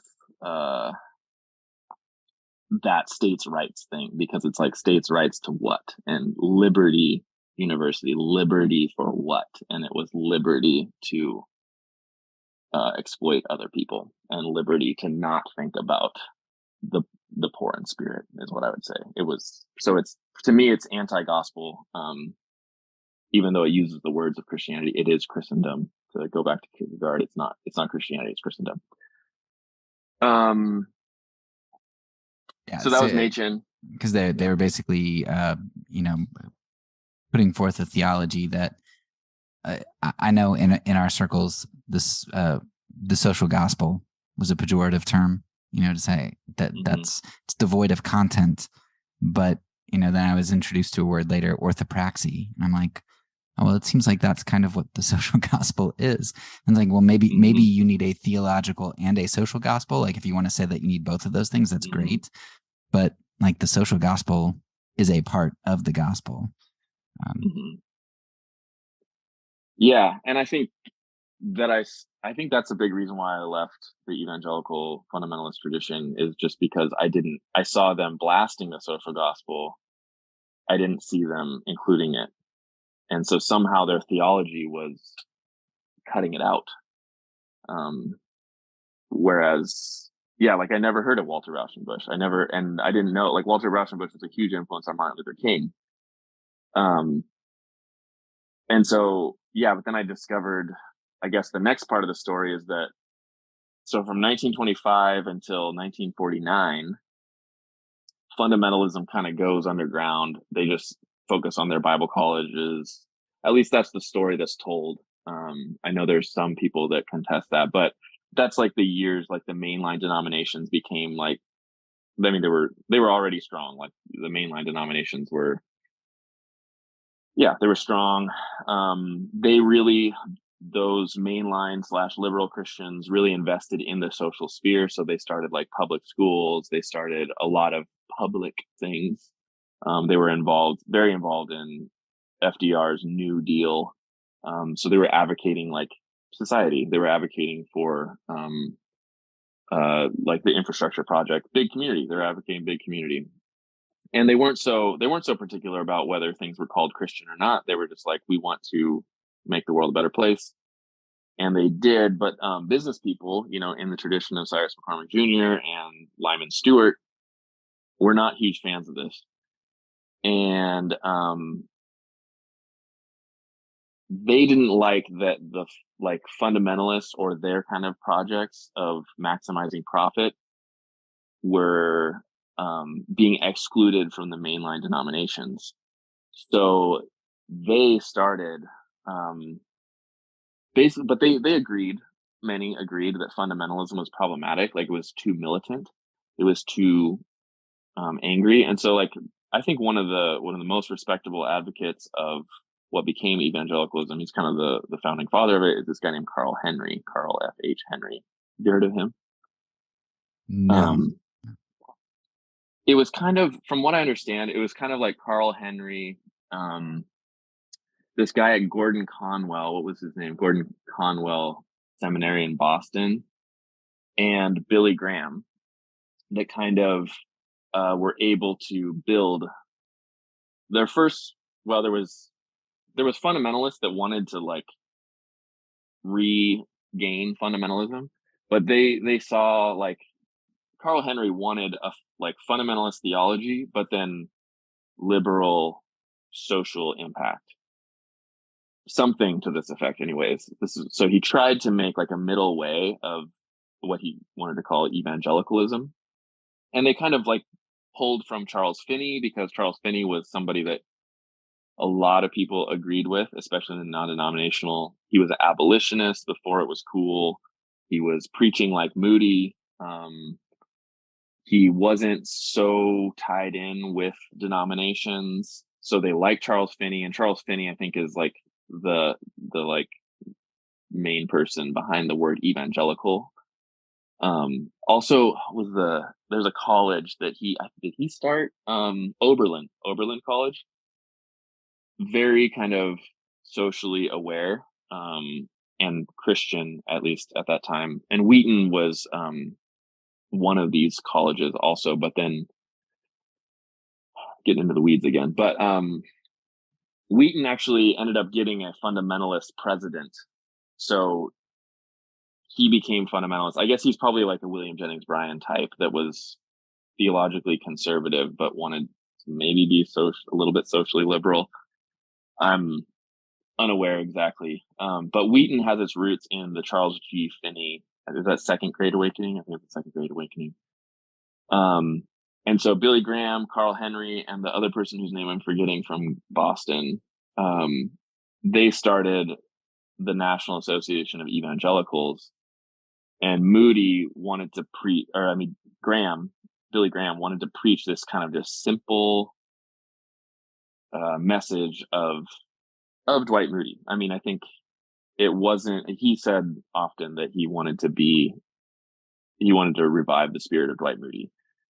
And it wasn't a particular intellectual thing. You know, Dwight Moody was not intellectual, neither was Billy Graham. There's like a funny story that Billy Graham he actually Charles Templeton. Do you know about Charles Templeton? No. Him and Billy Graham were buddies, and they were the first people to get hired by Youth for Christ in the 40s. We also have to remember that this was the time of World War II. So like people were really desperate for people to hear messages. It's also the time of C.S. Lewis. Like C.S. Lewis is on the radio in London. Billy Graham and Charles Templeton are touring the United States, like giving talks to people and kind of advocating some morality during the war against the Nazis. And so Charles Templeton's from Canada, Billy Graham's from North Carolina, and they're charismatic, fun, engaging, you know, have good music. They have like a big production kind of thing that shows up. But neither Graham nor Templeton is educated. And they're becoming world tour preachers. And they're starting to have like behind the scenes talks like, we're about to speak to 10,000 people. And like, we have a little bit of doubts. We have got some questions about what we're about to say. And so Templeton is actually like, I just got into Princeton. Billy, let's go to Princeton. And Billy Graham was like, that would be awesome. But I'm the president of Northwest Bible College. Even though like I don't really have like a formal seminary training, I haven't dealt with this like historical criticism thing. I don't really know. Like, he's like, so Billy says, let's go to Oxford. Let's go to Oxford. Then like that's prestigious enough that it wouldn't like conflict with my being the president of Northwest Bible College. But Templeton is already in Princeton Seminary. And so Templeton goes and Billy Graham doesn't. And they actually meet up again in Southern California, where I used to go to summer camp, a place called Forest Home. And they're at like a little conference. It was like 1 year into Templeton's time at Princeton. And Templeton's talking about all the like historical stuff that he's learning. And Billy's like, oh my gosh, this is big. You know, if like the virgin birth idea, if it's just signaling, if it shouldn't be face value interpreted, then what else am I wrong about? And he's having this question. And then he writes in his first authorized biography that he was on a late night walk in the woods, and he's like wrestling with this, and he's supposed to give a big conference in Los Angeles coming up, and he's like, I don't know if I can do it, conflicted. And he's like, and then I had the thought that how's it go? He's like, I don't know how a brown cow can eat green grass and produce white milk, but I drink it.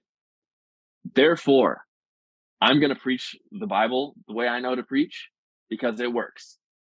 You know, Kierkegaardian leap of faith. He must be a Kierkegaard fan, right? Yeah. Yeah. And so he's like, you know what? I'm fully committed. He goes to Los Angeles. He preaches. Radio personality gets converted. And then, what was his name? The guy behind yellow journalism, William Randolph Hearst.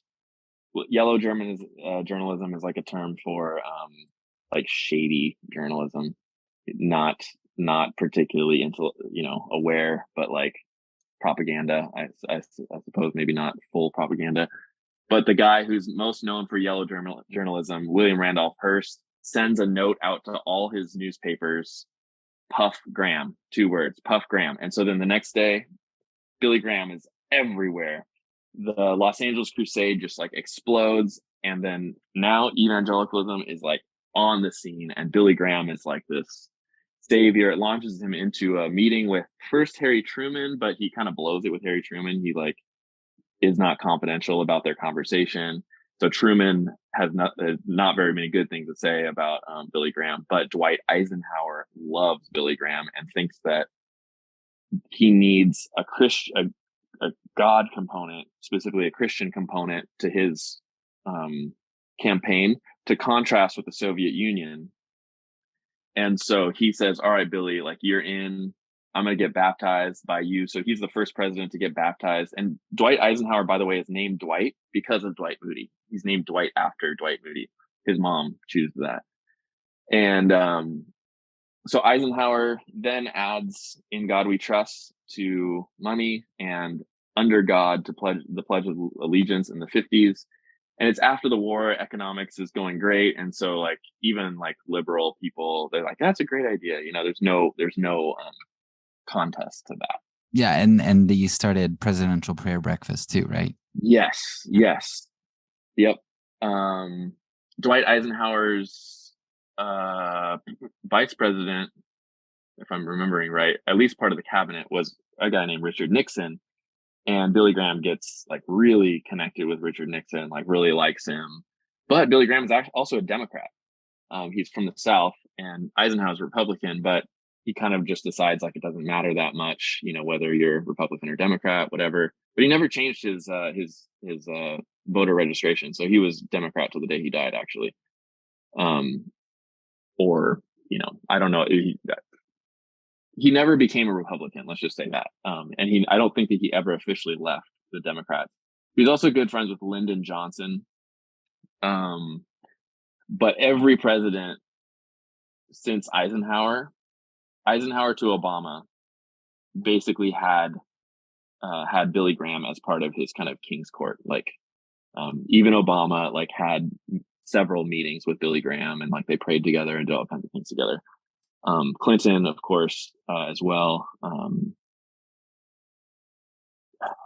So yeah, that's kind of the story of Billy Graham. But then also what I didn't realize is that Billy Graham was also at the same time as Martin Luther King, and he was cordial with Martin Luther King, and especially in the beginning, he invited Martin Luther King to pray at one of his crusades up in New York City. And Martin Luther King did, and it was a big problem for the fundamentalists. They didn't like, Billy Graham wasn't militant enough for them, even though he pretty much shared their theology. He was not aggressive enough, and he got kicked out of Pensacola Bible College way back in the day, Billy Graham. But then where did he finish? I can't remember where he finished. He did do like a degree in like sociology or anthropology or something like that, but I don't know that he had any academic training beyond that. It was from a Bible college, if I remember right. Yeah, I know. I just actually listened to Fundamentalist because you had it recommended, and I thought it would be good prep. I'm pretty sure he was at Bob Jones at one point, because it talks about how Bob Jones wanted to have him preach before he got big. Yes. Maybe that's when it's not Pensacola, it was Bob Jones, I think, that he got kicked out of. Or did he? I don't know. But it was so early in Billy Graham's process that I wouldn't put so much weight on it, just that like that's what he comes from. In fact, the place where he got saved was like a big tent revival with like a very racist preacher. I can't remember that guy's name, but you can look up like how did Billy Graham get saved, and it was at a big tent revival with a like extremely racist person that he later tried to distance himself from. But I mean, the theology is the same, just like, and Billy Graham had like some moments where, he like took down the rope separating the white and black people. But then he also had moments where he like kept the ropes up and went to, like, I think it was in Dallas that he, like, one of the biggest segregationists, like he spoke at the church and, took pictures with this guy. And then when Martin Luther King said, I have a dream that little black children will hold hands and play with little white children, Billy Graham responded with, only when Christ comes again will little black children, little white children play together. And he wrote like opinion pieces saying that Martin Luther King needs to put the brakes on. What else did he do? He did a lot. Basically, he said, he has his crusades. Well, I have legal crusades in stadiums. So, he has his protests. Well, I have legal protests in stadiums. Yeah, it reminds me a little bit of Falwell's Ministers and Marchers, where he's kind of railing against, like, no, we don't do that sort of thing. Like we have our church, and we don't kind of delve into those politics. And then, of course, a little bit later, he does a complete 180. But this is definitely an interesting time. I really like Kevin Kruse's book, One Nation Under God, for this time period. I think that was the first evangelical one that I really looked at, and I was like, oh man, there's a whole lot more. Like this is going to uncover a whole lot. And so I've read quite a bit since then. But it's just, a not so comfortable period to look at if you're an evangelical. Yeah, and that was the thing that I guess I kept uncovering, was just that, and especially like the Southern Baptists are easy to kind of rail against, because they were on the wrong side. And actually they've like fully admitted it in 2018 that they were on the wrong side of basically every justice movement that has ever occurred. And then, so for me, that's like, well, is it possible that you're advocating a Christendom and not Christianity? Is it possible that you're like, this theology that you're advocating is actually antichrist? And that you've turned Christ into a figure that he's not. You know, that Kierkegaard talks about, saying like, the Christ that says, "Come and follow me," is a quite different version, as opposed to, and not that like liberal Christianity is much better, but I mean, I guess I advocate more the social gospel things, and it's kind of like about the fruit. I think, you know, Jesus talks about, "You will know them by their fruit." First John says, is it First John? It says, they will know we are Christians by our love. Yeah. First John talks a ton about love. I'm not sure if that's where it is. I know Jesus in the gospel says that they'll know you're my disciples by the way you love one another. Yeah. So that's the Gospel of John then. But yeah, so I like, by their fruit you will know them. And I just don't think the fruit of the Southern Baptist Convention is very good. And I don't think the fruit, while there is a lot of charity, there's not that much justice in the like post fundamentalist evangelical tradition. Like I would keep Charles Finney out of it, though places like Wheaton College, they try to connect themselves to the Charles Finney Second Great Awakening kind of a thing. And I think that that version, that's like Mark Knoll. Do you know Mark Knoll? I think he tries to connect himself to that version of evangelical as opposed to the like fundamentalist version of evangelical, but they've gotten so mixed up, and it's hard to separate that Second Great Awakening evangelicalism from the evangelicalism that we see today. I think that's you identified something there that's been really difficult for me, because you know, if something's good, it should lead to good results. And I think what a lot of people in my group, the whatever evangelicals, I think what they often try to do is they look back at all of those bad social decisions, moral decisions, and they view them as individual instances of, we got that one wrong. We got that one wrong. Whereas I think what Kierkegaard helps me to do is he looks at Christendom and a history of bad decisions as systematic. And I mean, just look at today. My group, by and large, you know, if you take the 80% that voted for Trump, and if they're representative of this type of kind of thinking, they can't accept something like systemic racism. Like that just does not compute for them. And so, of course, our history of bad results isn't systemic. It's just, well, they made individual bad decisions. Mm-hmm. And yeah, when I looked at the history, I saw that excuse over and over and over, and I was just like, I can't like stay in this. And so like I'm sort of part of the Quakers now, and I just went to a Quaker meeting in San Diego last weekend, and I think I told them like, yeah, like I want to be a part of this because you all have been on the right side of history for your entire history. And that's not something I could say about like the churches that I grew up in.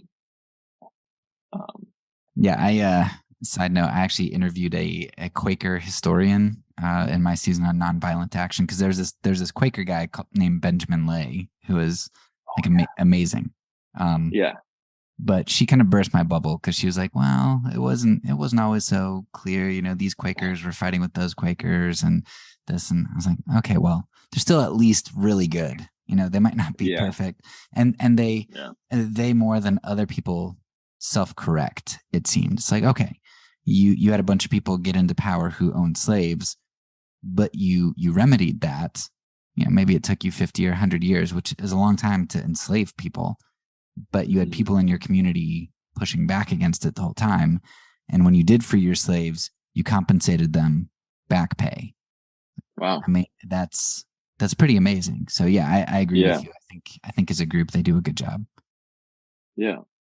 So yeah, then I'm interested, like, okay, what's the like Quaker theology, like this, what motivated Benjamin Lay to, I think he went around like wearing almost no clothes in like the middle of winter, and he would stand outside the Quaker meeting and they'd be like, what's the matter with you? What are you doing? He's like, this is what the African people have to deal with in these free United States. You just give these talks of the while being basically naked in the cold or something like this. I forget, but just Yeah.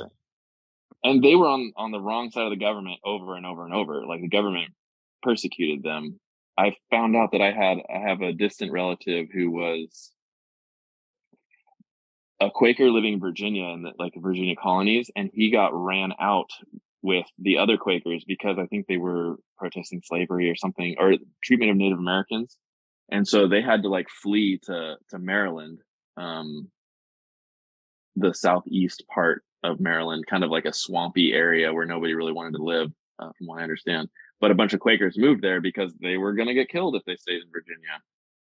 Yeah, I mean, if you look at Native American relations with the Quakers before, I mean, for a while until other people started to come in, like they had really peaceful time with Native Americans, and I've just been amazed because I don't hear anything of Quakers today. I associate them with abolition, but then it's like, well, they kind of died out like the Shakers, and But I was listening to a podcast called City of Refuge, which is just a 10 episode series on this guy from France, this nonviolent guy from France, who ended up with his village, like saving a couple thousand Jews by hiding them.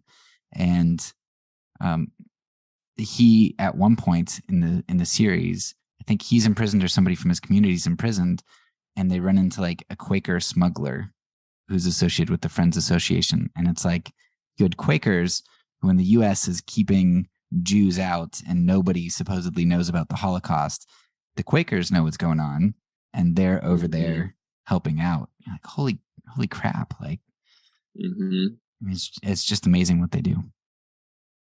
I think there was some things that I found at the very end of my thesis research that I couldn't follow up on because I was like, I have to finish and submit this thing. But one of them was Ida B. Wells talking about Dwight Moody and how she's like, Dwight Moody is no Quaker. Like she says that like pretty, and her being like an advocate for African American people in the Reconstruction period, African American herself.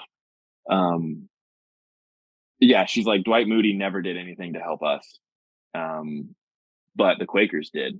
And so she kind of like points out this like two versions of Christianity that's, I think that I would say like African people tend to be aware of it, African Americans especially, like Frederick Douglass, like Ida B. Wells, because they were the ones who were getting the short end of the stick from the Christendom people. So while the language was enough for some people, like many white people, it wasn't enough for African American people in the 1800s. So they were able to point out slave only Christianity is not Christianity.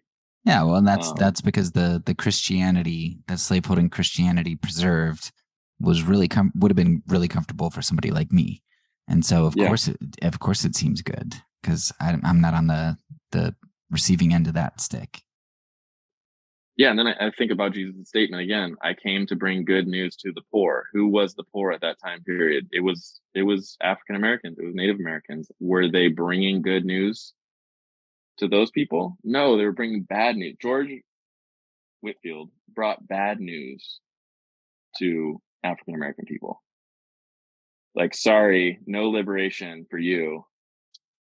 So then that kind of disqualifies his gospel for me. I mean, well, and that's where Kierkegaard again is helpful for me, or where I have hope in looking at people like Kierkegaard who are true prophets. And that's because when you look at all this bad fruit, which seems like a pretty long series of bad fruit and unredeemed bad fruit, it's not like people recognize their mistakes and repent and turn, which would be one thing. But it's, I mean, even still today, with the far right just just refusing to turn. But with Kierkegaard, so the question that I end up having is, okay, well, something's bad here. Is it Christianity? Is it the gospel?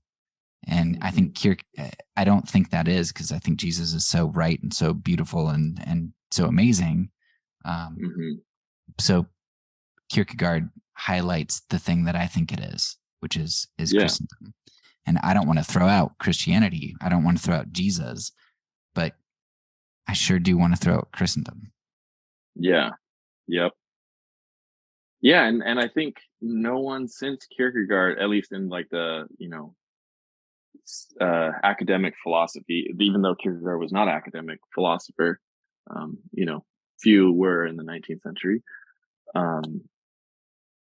I guess there hasn't been someone respected in the way that he's respected by like secular people, I suppose. Since him, I mean, maybe you could go to like Alvin Plantinga. I just think that there's like kind of a time period. Feuerbach said the same thing. Also, he's like, Christianity has long since vanished from the earth. There's, whatever is going around calling itself Christianity is not Christianity. And so I think Kierkegaard, it's almost like him saying Christianity no longer exists is a lot like Nietzsche saying God is dead. Nietzsche also said, only where there are tombs can there be resurrection. So I kind of think that he's like allowing the possibility that like God could resurrect. But the Christianity that's being preached around him, he's like, this is not it. There is a quote even of him. I had it. I just sent it to somebody, so I wonder if it's here. But he talks about like that Christianity has so turned from its origin, and that it's sanctifying all the things that Christ advocated, or it's sanctifying all the things that the bringer of glad tidings held beneath him, like empire, like power and exploitation. He says all of this is a fist in the eye. Oh, and what an eye of the gospel. That's Nietzsche talking.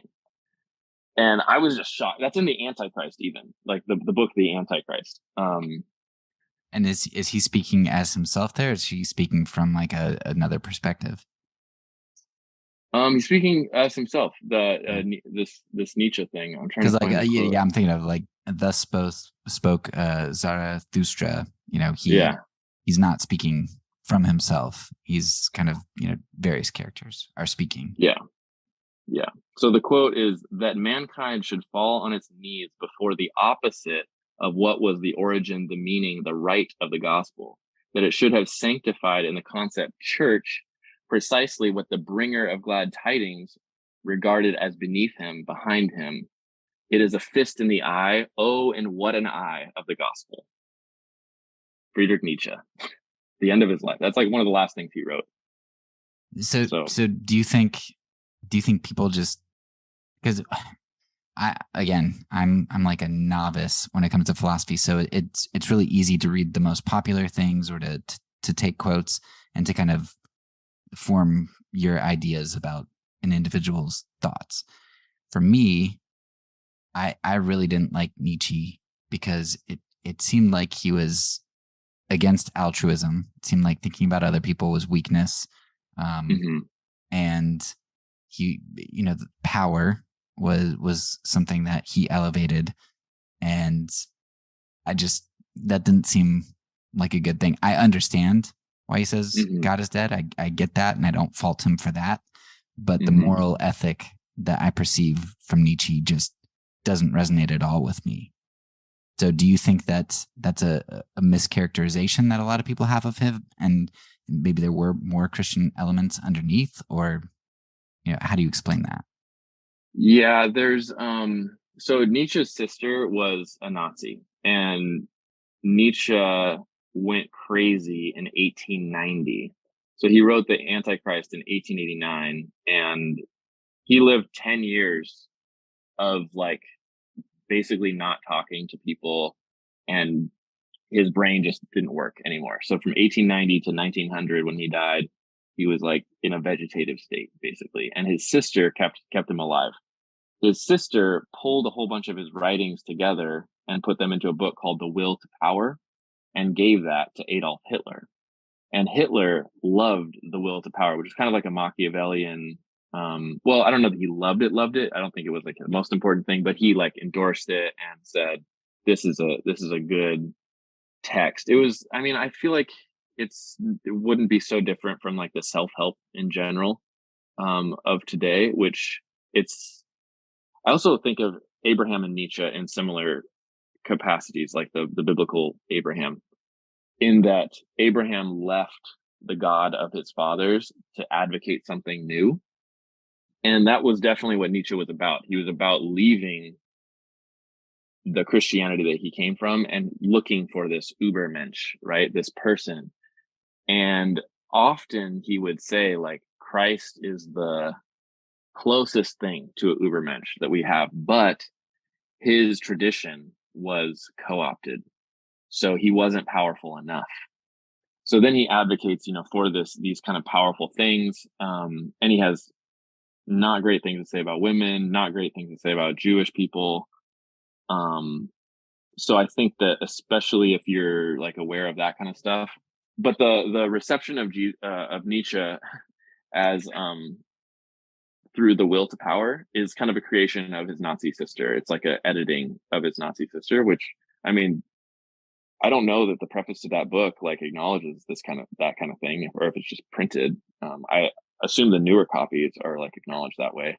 There's a guy named Walter Kaufman from Princeton University, who kind of after World War II, he put Nietzsche in a different perspective, but not everybody, is aware that their perspective comes more from Nietzsche's sister than from Walter Kaufman.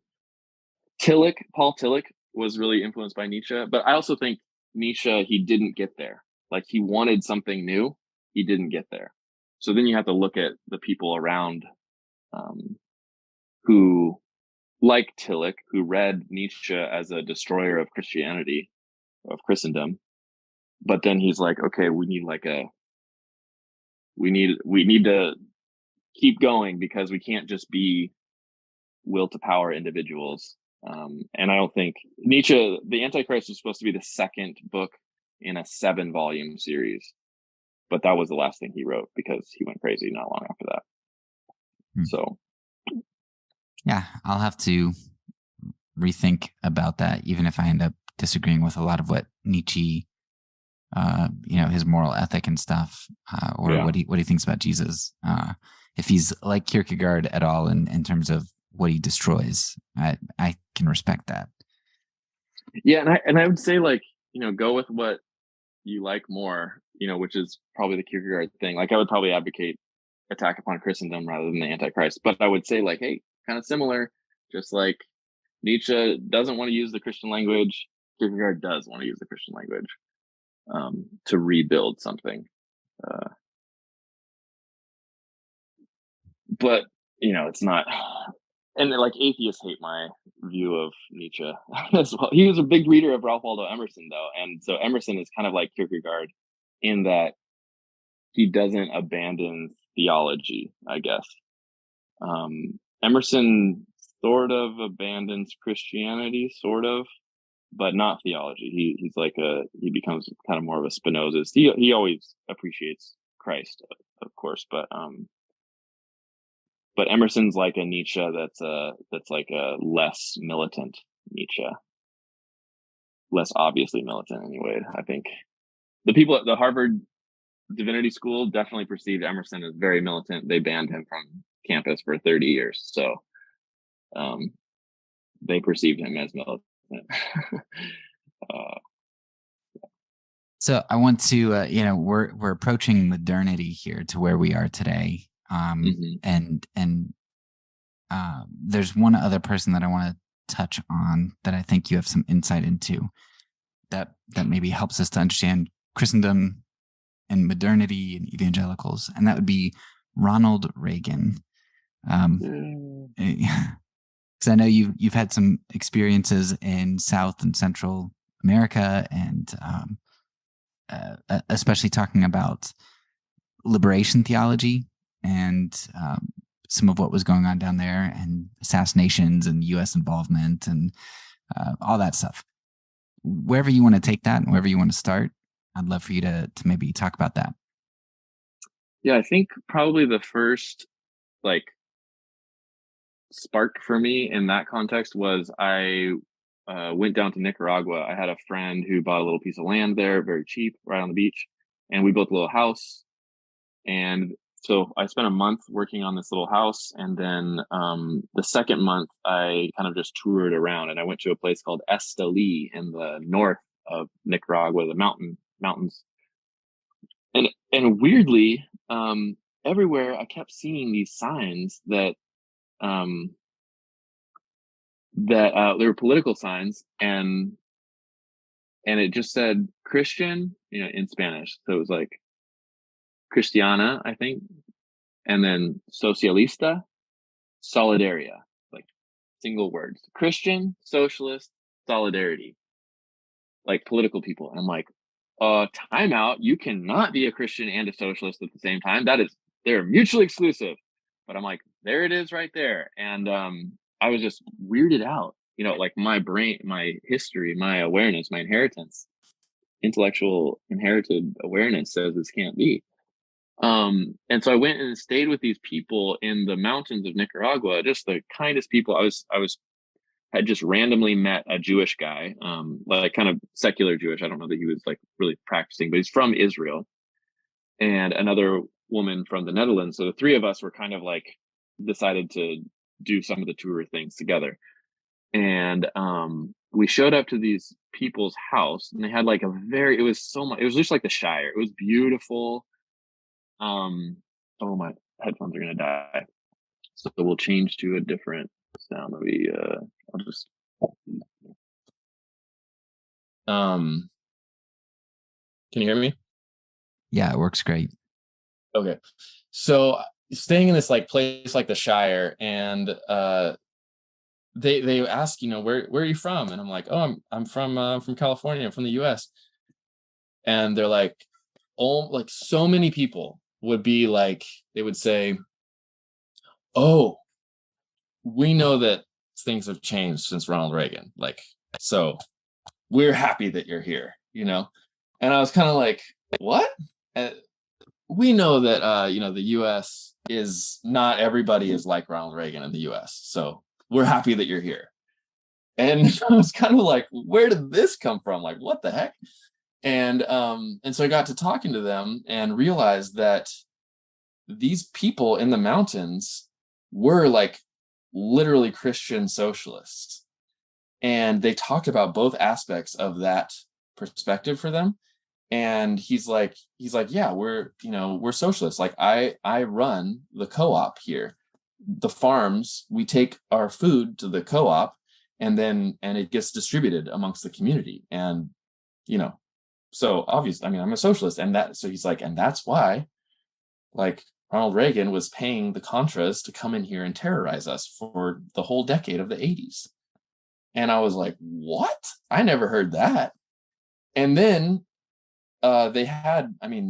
they were so fascinated by my companion, the Jewish guy that I was with. They're like, oh my goodness, you're from Israel, the land of the Bible? They're like, tell us everything about this. So like for like 3 nights, every dinner, they were so thrilled to hear about the land of the Bible from this guy. And he would just talk about, like this area, Galilee region, and like down in Jerusalem. And this is where like Isaiah would have lived. And this is where like Amos was. And, the Torah, this and the Torah, that. And they were enthralled by this guy. So it was like very clear to me that their Christianity was not manufactured. And then their like socialism, it was really for them, it was all about cooperative living. And they lived in this mountainous region. And their place was not like a poverty kind of situation like Mexico or something that I've been in before. It was, though they only had a limited amount of electricity, but it was very well taken care of. And they were like, oh yeah, like all my children are they have PhDs in like agriculture, and they live like in Costa Rica or other parts of Nicaragua. And he's like, but yeah, of course, like, you know, Ronald Reagan was after me in the 80s. Not like, you know, there was no personal thing, but he's like, we had to live in the forest. And then he showed me, he's like, yeah, I was shot here in the arm by one of the Contras. And we basically lived in the forest. We would come back here for time periods, but we never knew when the Contras were going to come and attack us. Basically, right-wing fascists from Honduras were paid by the Reagan administration and the Carter administration.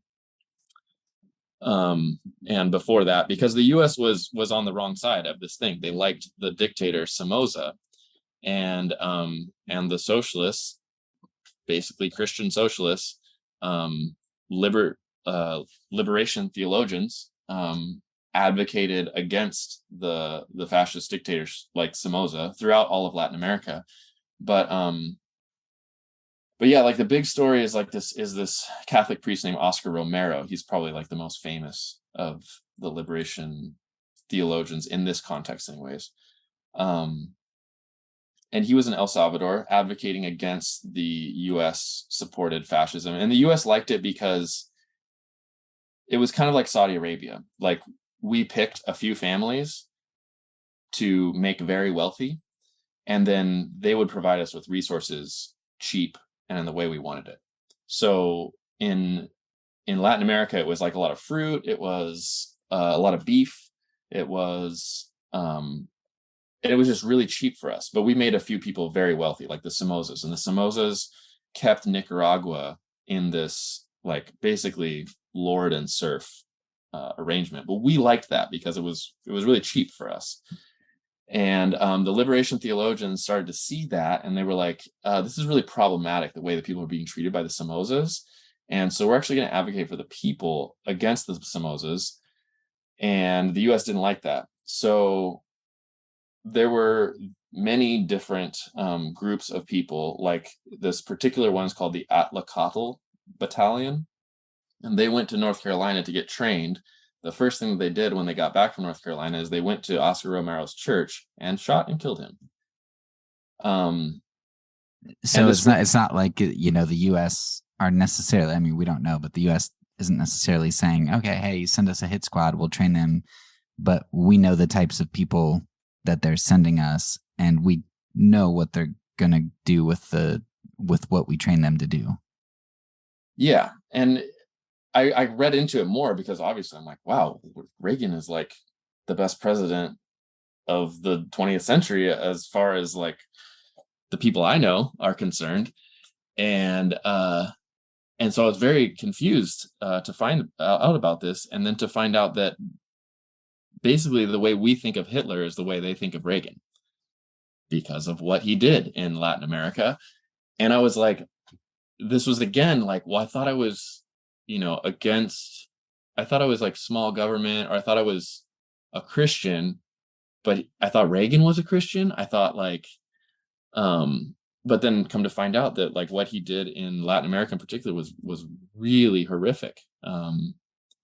And he did it even totally illegally. Like, I think that it was something with the money, like he couldn't. The Iran Contra.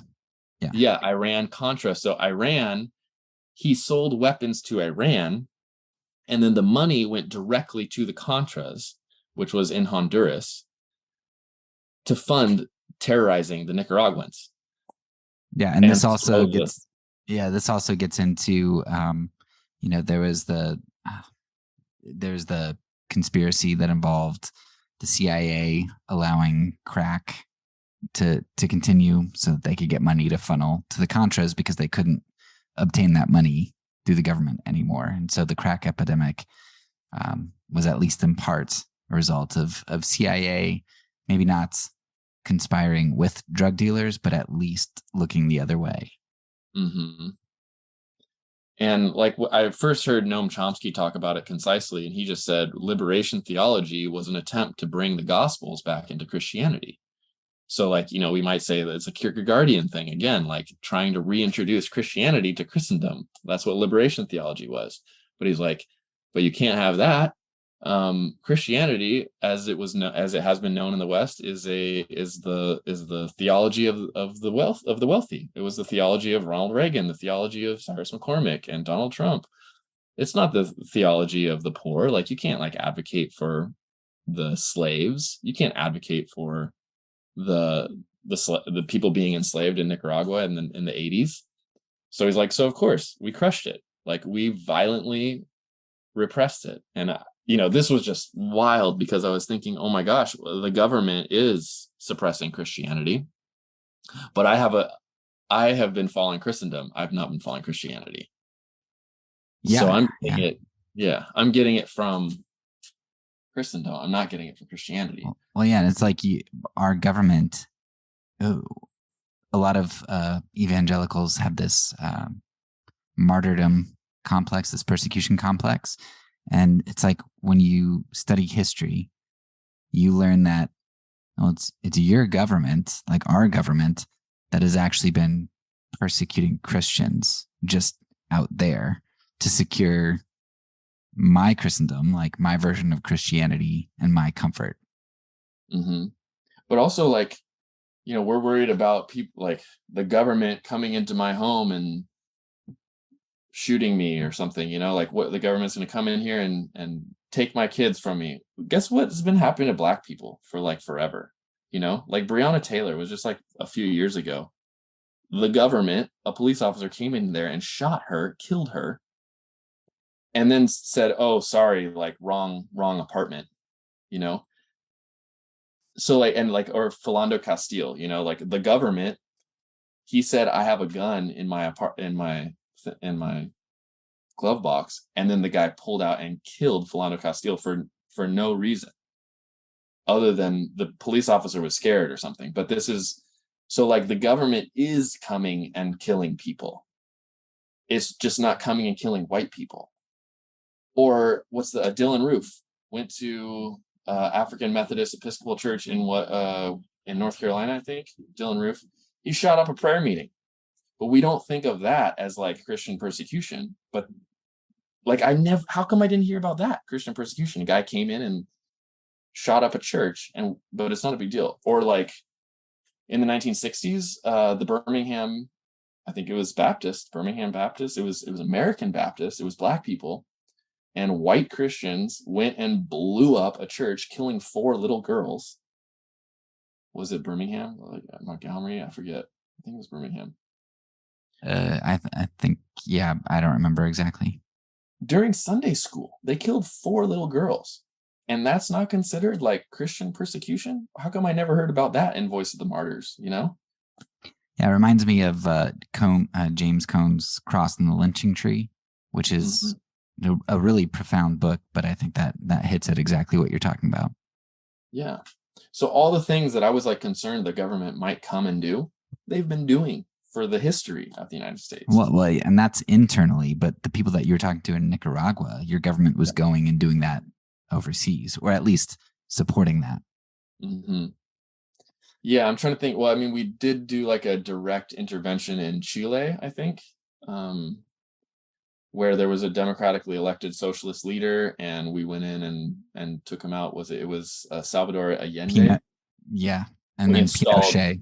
Yeah, we installed the right-wing person. What was it? Augusto Pinochet, I think. Yeah. Well, and I mean, Nicaragua was also, they were invaded in like 1910 or something, I believe. So there's U.S. domination. I think we were in country for like 20 years. Same time we were in country with Haiti. Yeah, we were in Haiti from like 1915 to 1934 or something.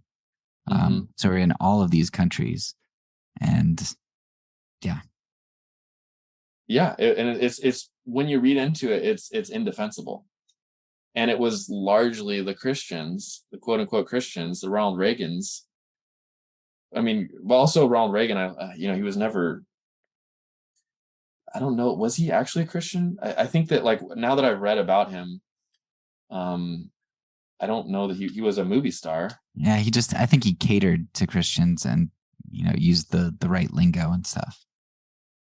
he started his campaign at a place. It was this really random place in the South. Philadelphia. No, it wasn't Philadelphia. I'm trying to think, but it was a place where this community like lynched people, and then the federal government came in and said, we're going to prosecute this because the local police wouldn't do it. And then that was a big like states' rights thing, because they're like, no, you can't, the federal government can't come in here and like tell us what to do. And so the states' rights. So then Ronald Reagan started this, I want to say, and it might have been like at one of his campaigns or something, but I was like, the overt racism of this. Reagan states' rights. Oh, speech. Yeah, I'm pulling up Neshoba County. Yeah, Neshoba County. It is so weird to choose Neshoba County, but it was the site of the 1964 murders of Cheney, Goodman, and Schwerner, which was like an unprosecuted racial thing. And so Reagan went there to say, like, I'm an advocate of states' rights, and it's like, it's just pure racism, and like of the worst kind. And it's not even, it's like a place that you wouldn't go. It's a small town. It's not like, it would make sense to me if it was like Los Angeles or something like that, or like a big city where there's a lot of support, but it was to signal to the racists of the South, especially because I think they knew what Neshoba County was about. But other people, but we chose not to. And I think about that a lot with regards to the dominant Christianity in the United States, that it chooses ignorance very often. Like that's what the plain reading of scripture of Dwight Moody was about. He didn't want the social, historical, or literary perspective. He wanted his own interpretation, which is so wild because we heard it all the time that like this is objective, and liberals are just, the Bible can mean whatever they want it to mean. And I'm like, now that I've looked through history, I'm like, we are describing ourselves. We are the ones who read this and made it into whatever we wanted it to be. Yeah, we are the ones in cancel culture. I think that's a good observation that we so often describe ourselves. It clicked for me there where you say that things are objective, and then you realize, well, yeah, your interpretation is supposedly objective. Or for me, in regard to the big one for me was in the 2016 election, I had been on a high horse against moral relativism. Like, moral relativism just doesn't make any sense. And then 2016 happens, and I'm like, oh my gosh, all of you are moral relativists. Yeah. And I'm like, I was looking for it out there, and I was blindsided by it in my own community. But cancel culture. You look at all of the things that we are that evangelicals are canceling. It's insane. And we've done that forever. Being cancel culture, we describe ourselves and we just don't see it. Like I think you said, we choose ignorance. I wouldn't say that we don't see it. I think we choose it. Yeah.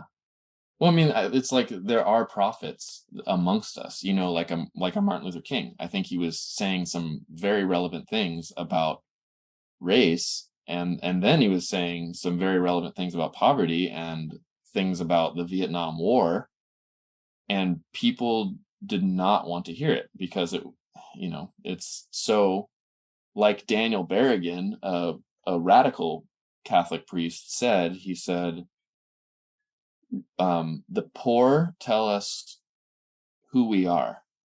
Like the Nicaraguan people, they tell us who we are. The African-American slave tells us who we are. And the prophets tell us who we can be, like a Frederick Douglass, like a Kierkegaard, they tell us who we can be. So we hide the poor and we kill the prophets.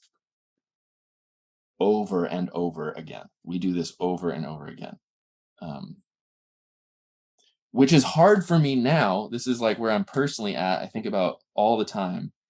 That's how do I advocate this path that everybody wants to hide, that everybody wants to kill? Like, people do not, how do you advocate for people who don't have healthcare, and or people who grew up in a place where they weren't able to like be a part of society, really? They didn't get the education they needed to have a good job, are not networked well enough to have a good job, grew up. How do you advocate for that? Because I think it kind of is, it's a failing project in a way. Cornel West often says, studying philosophy is really about learning how to die daily, which is also like a Christian thing. I think, Jesus talks about taking up your cross and dying, or Romans 12 being a living sacrifice, a thing that dies over and over. Is that what these, and I kind of think it's about like learning that we're going to fail over and over and over before we succeed. There were a lot of proto Martin Luther Kings, and Martin Luther King himself was killed. I think Kierkegaard is one of these proto people, and he lived a life that was not glamorous. It looked, nobody read his stuff. He didn't have like, he was rediscovered later. He died in obscurity. But that's hard, and it's hard to like also be like chipper and happy and optimist and like, hey, want to be a part of this like justice movement. But it's also Paul. Paul, I heard this funny thing about Saint Paul, who Paul of the New Testament, that he's like, yeah, I had a successful career. I was involved in like the higher levels of Jewish thought, and then I met this guy Jesus on the road one day.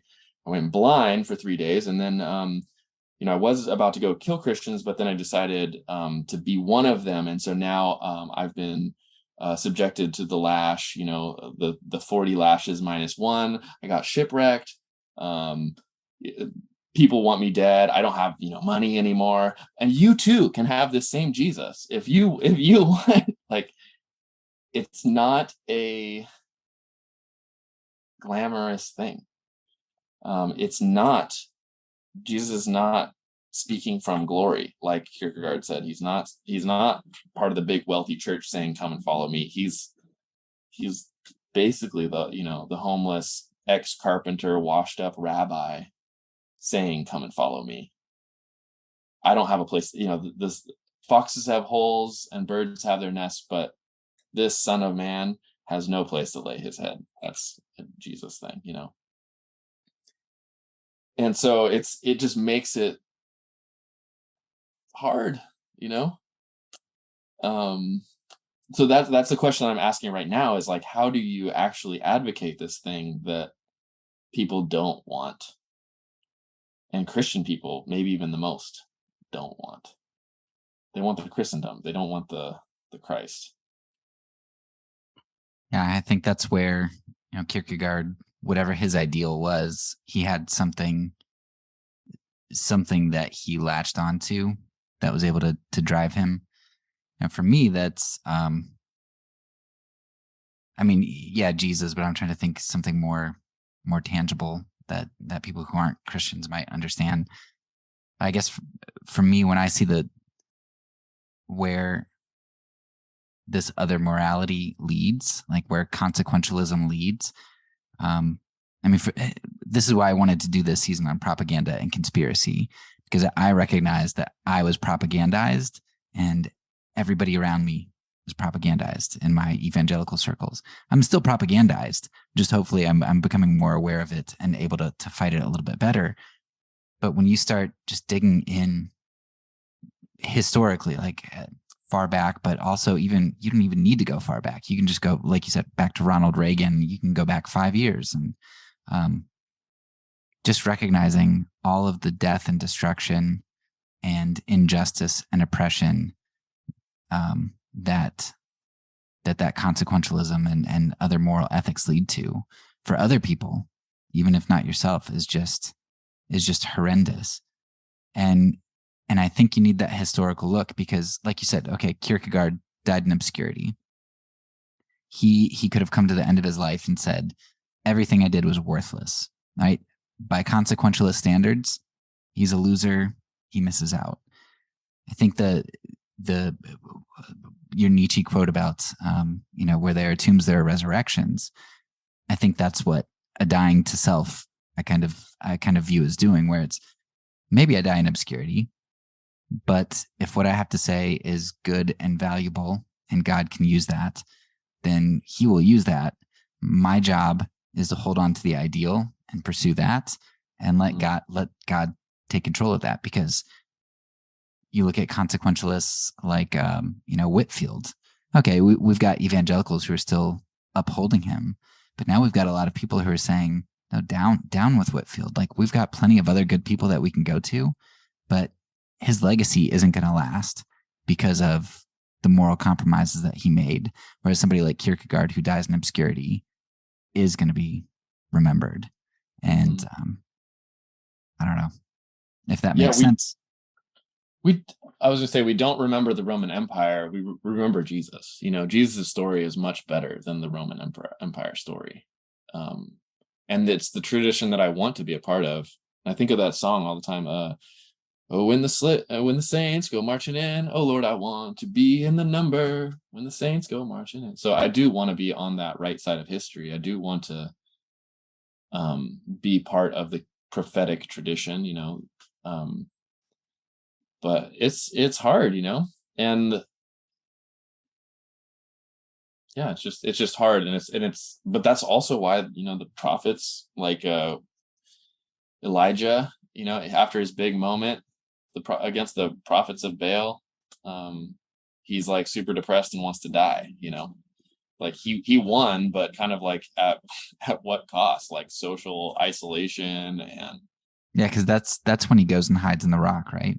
Mm-hmm. Yeah, I only found that out a couple of years ago. I was like, wait, this is after that? And it blew my mind because, yeah, he should have been coming into glory at that point. Mm-hmm. But yeah, he wasn't. And then that's when, like, the tornado came, but God was not in the tornado. This came, but God was not in that. And then like a still small voice spoke to him, and God was in that like still small voice. And I think it told him to take a nap or something like that, doesn't it?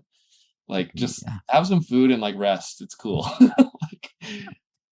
Which is a message, I think for a lot of us, that it's a marathon, not a sprint. Maybe that too. I got, I guess, one more question here for you, and then you can kind of round things out as you want to. I guess that would be, all right, we've gone all the way up to Ronald Reagan, and liberation theology and all that stuff. But it's been 40 years plus since Reagan. And we're at an interesting place in the United States in regard to evangelical Christianity, Christendom. Yeah, it looks like lots of things are happening on the world stage. It looks like the U.S. is not doing so hot, and it looks like, I guess, I don't know what's going on in the States, but it seems like conservative Christians are going to back Trump again. Is that correct? I haven't been paying that much attention, but I think so, yeah. All right. So talk about the modern state of Christendom and any closing thoughts you might have. Well, like you, I think the first time I was able to vote was for Bush Jr., and I did vote for Bush Jr. I was, actually, I think I was like a week too young to vote for him in 2004. But actually, no, I voted for Ron Paul, actually. So, in 2008, I think that was my first vote. I voted for Ron Paul, I think. But Bush, I mean, we think about what he did in Iraq, and then what Obama did in bailing out the banks in the 2008 crisis. which was, I mean, I don't know how we can call Obama anything near the left, because he did that right-wing move. But to me, it's like we could have invested in affordable housing rather than the Iraq war, but we spent trillions on the Iraq war.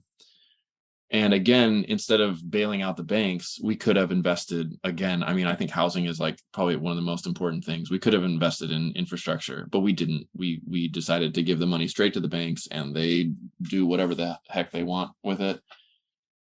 And I think in many ways that kind of screwed up our generation.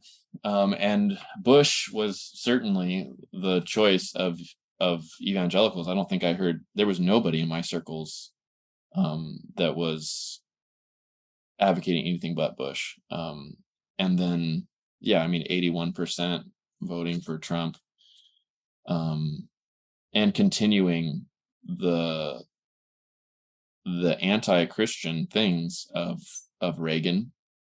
And so I don't know, like, I don't have very much, but I also think that there was a big shift with our generation. I think many of us came of age, in that 2010, 2011, 2012. And I think we started to see that there is a very problematic nature to the ignorance of evangelicalism of our parents' generation.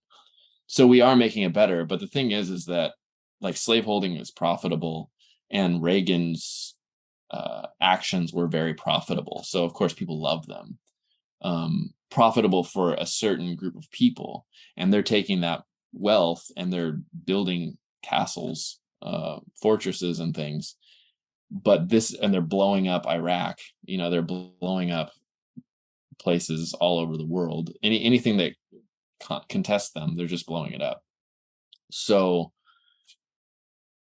it's just a bummer, because I think for our generation, it kind of sucks that that's the way that they're using their wealth, is to fortify against awareness, fortify against learning about their social sins. And they're spending it on more and more interesting ways to have fun, I guess. I don't know. But yeah, so it makes sense, Trump and stuff. I mean, Trump to me is very much like a Cyrus McCormick Jr. So, like, it makes sense that Franklin Graham is a lot like the Dwight Moody, and then Trump is a lot like the Cyrus McCormick Jr. So to me, it's the McCormick Moody gospel again. And it's a long tradition, and it is profitable for a certain group of people. I don't think it's good for the world, but it is profitable for them. And actually, Blaise Pascal, I think about this quote all the time. Unable to fortify justice, we justify force. Justice and force, justice and power. Unable to power justice, we justify power. Or we say profit. Unable to give money, to give profit to justice, we justify profit.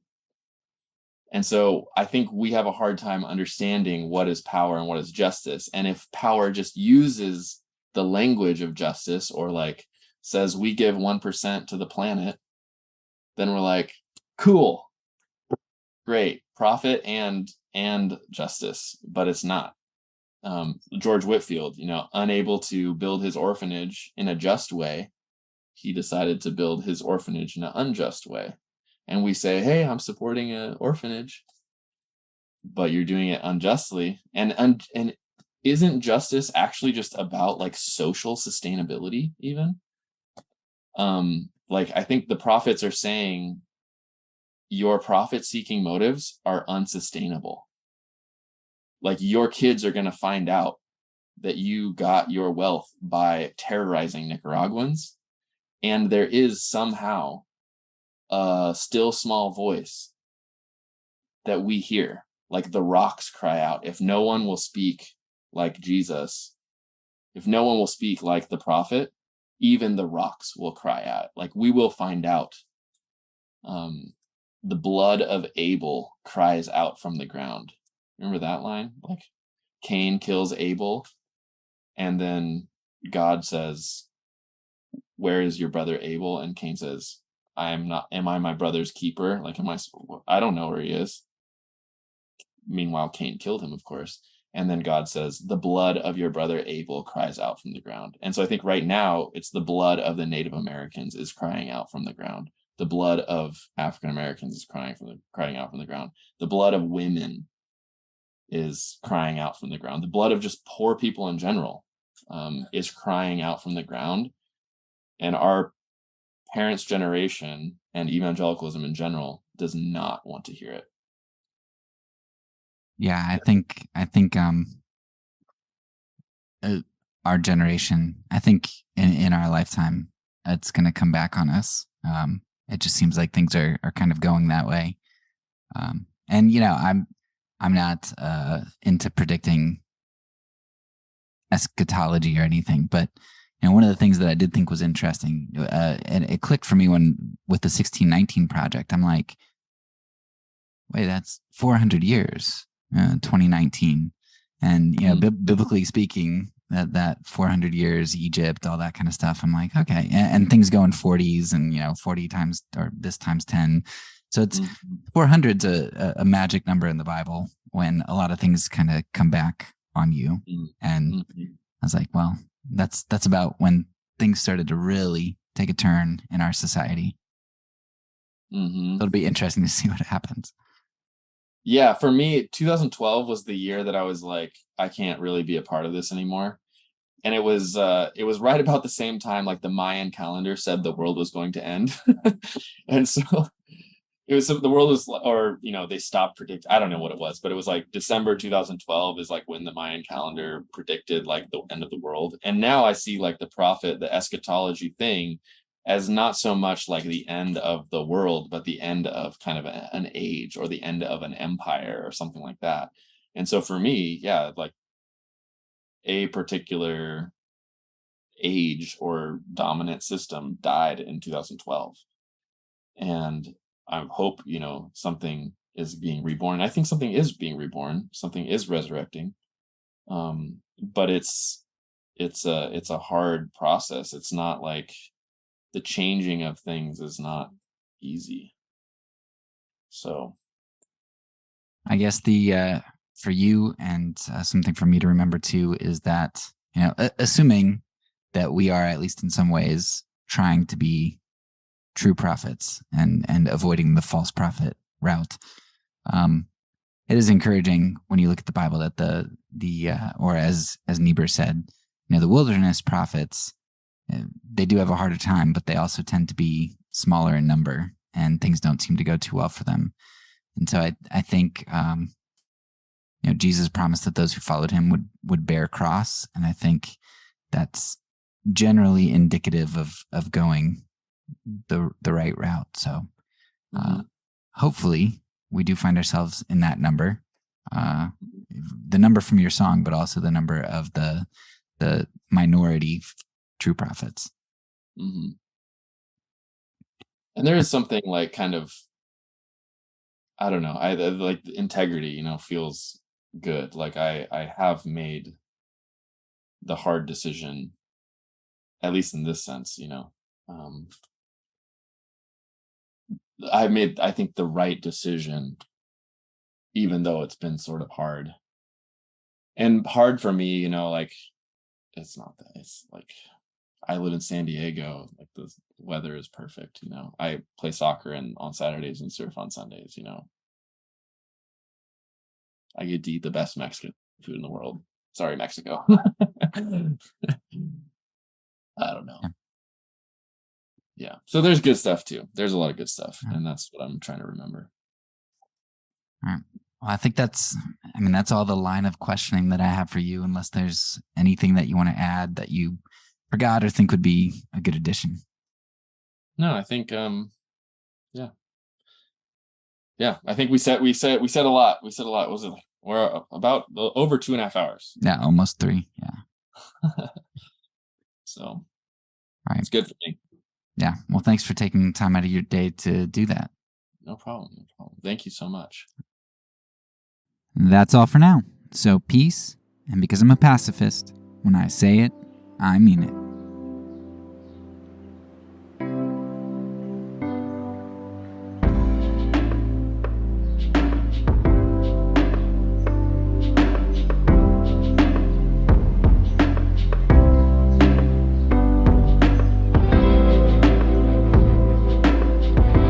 This podcast is a part of the Kingdom Outpost Network. Please check out the links below to find other great podcasts and content related to nonviolence and kingdom living.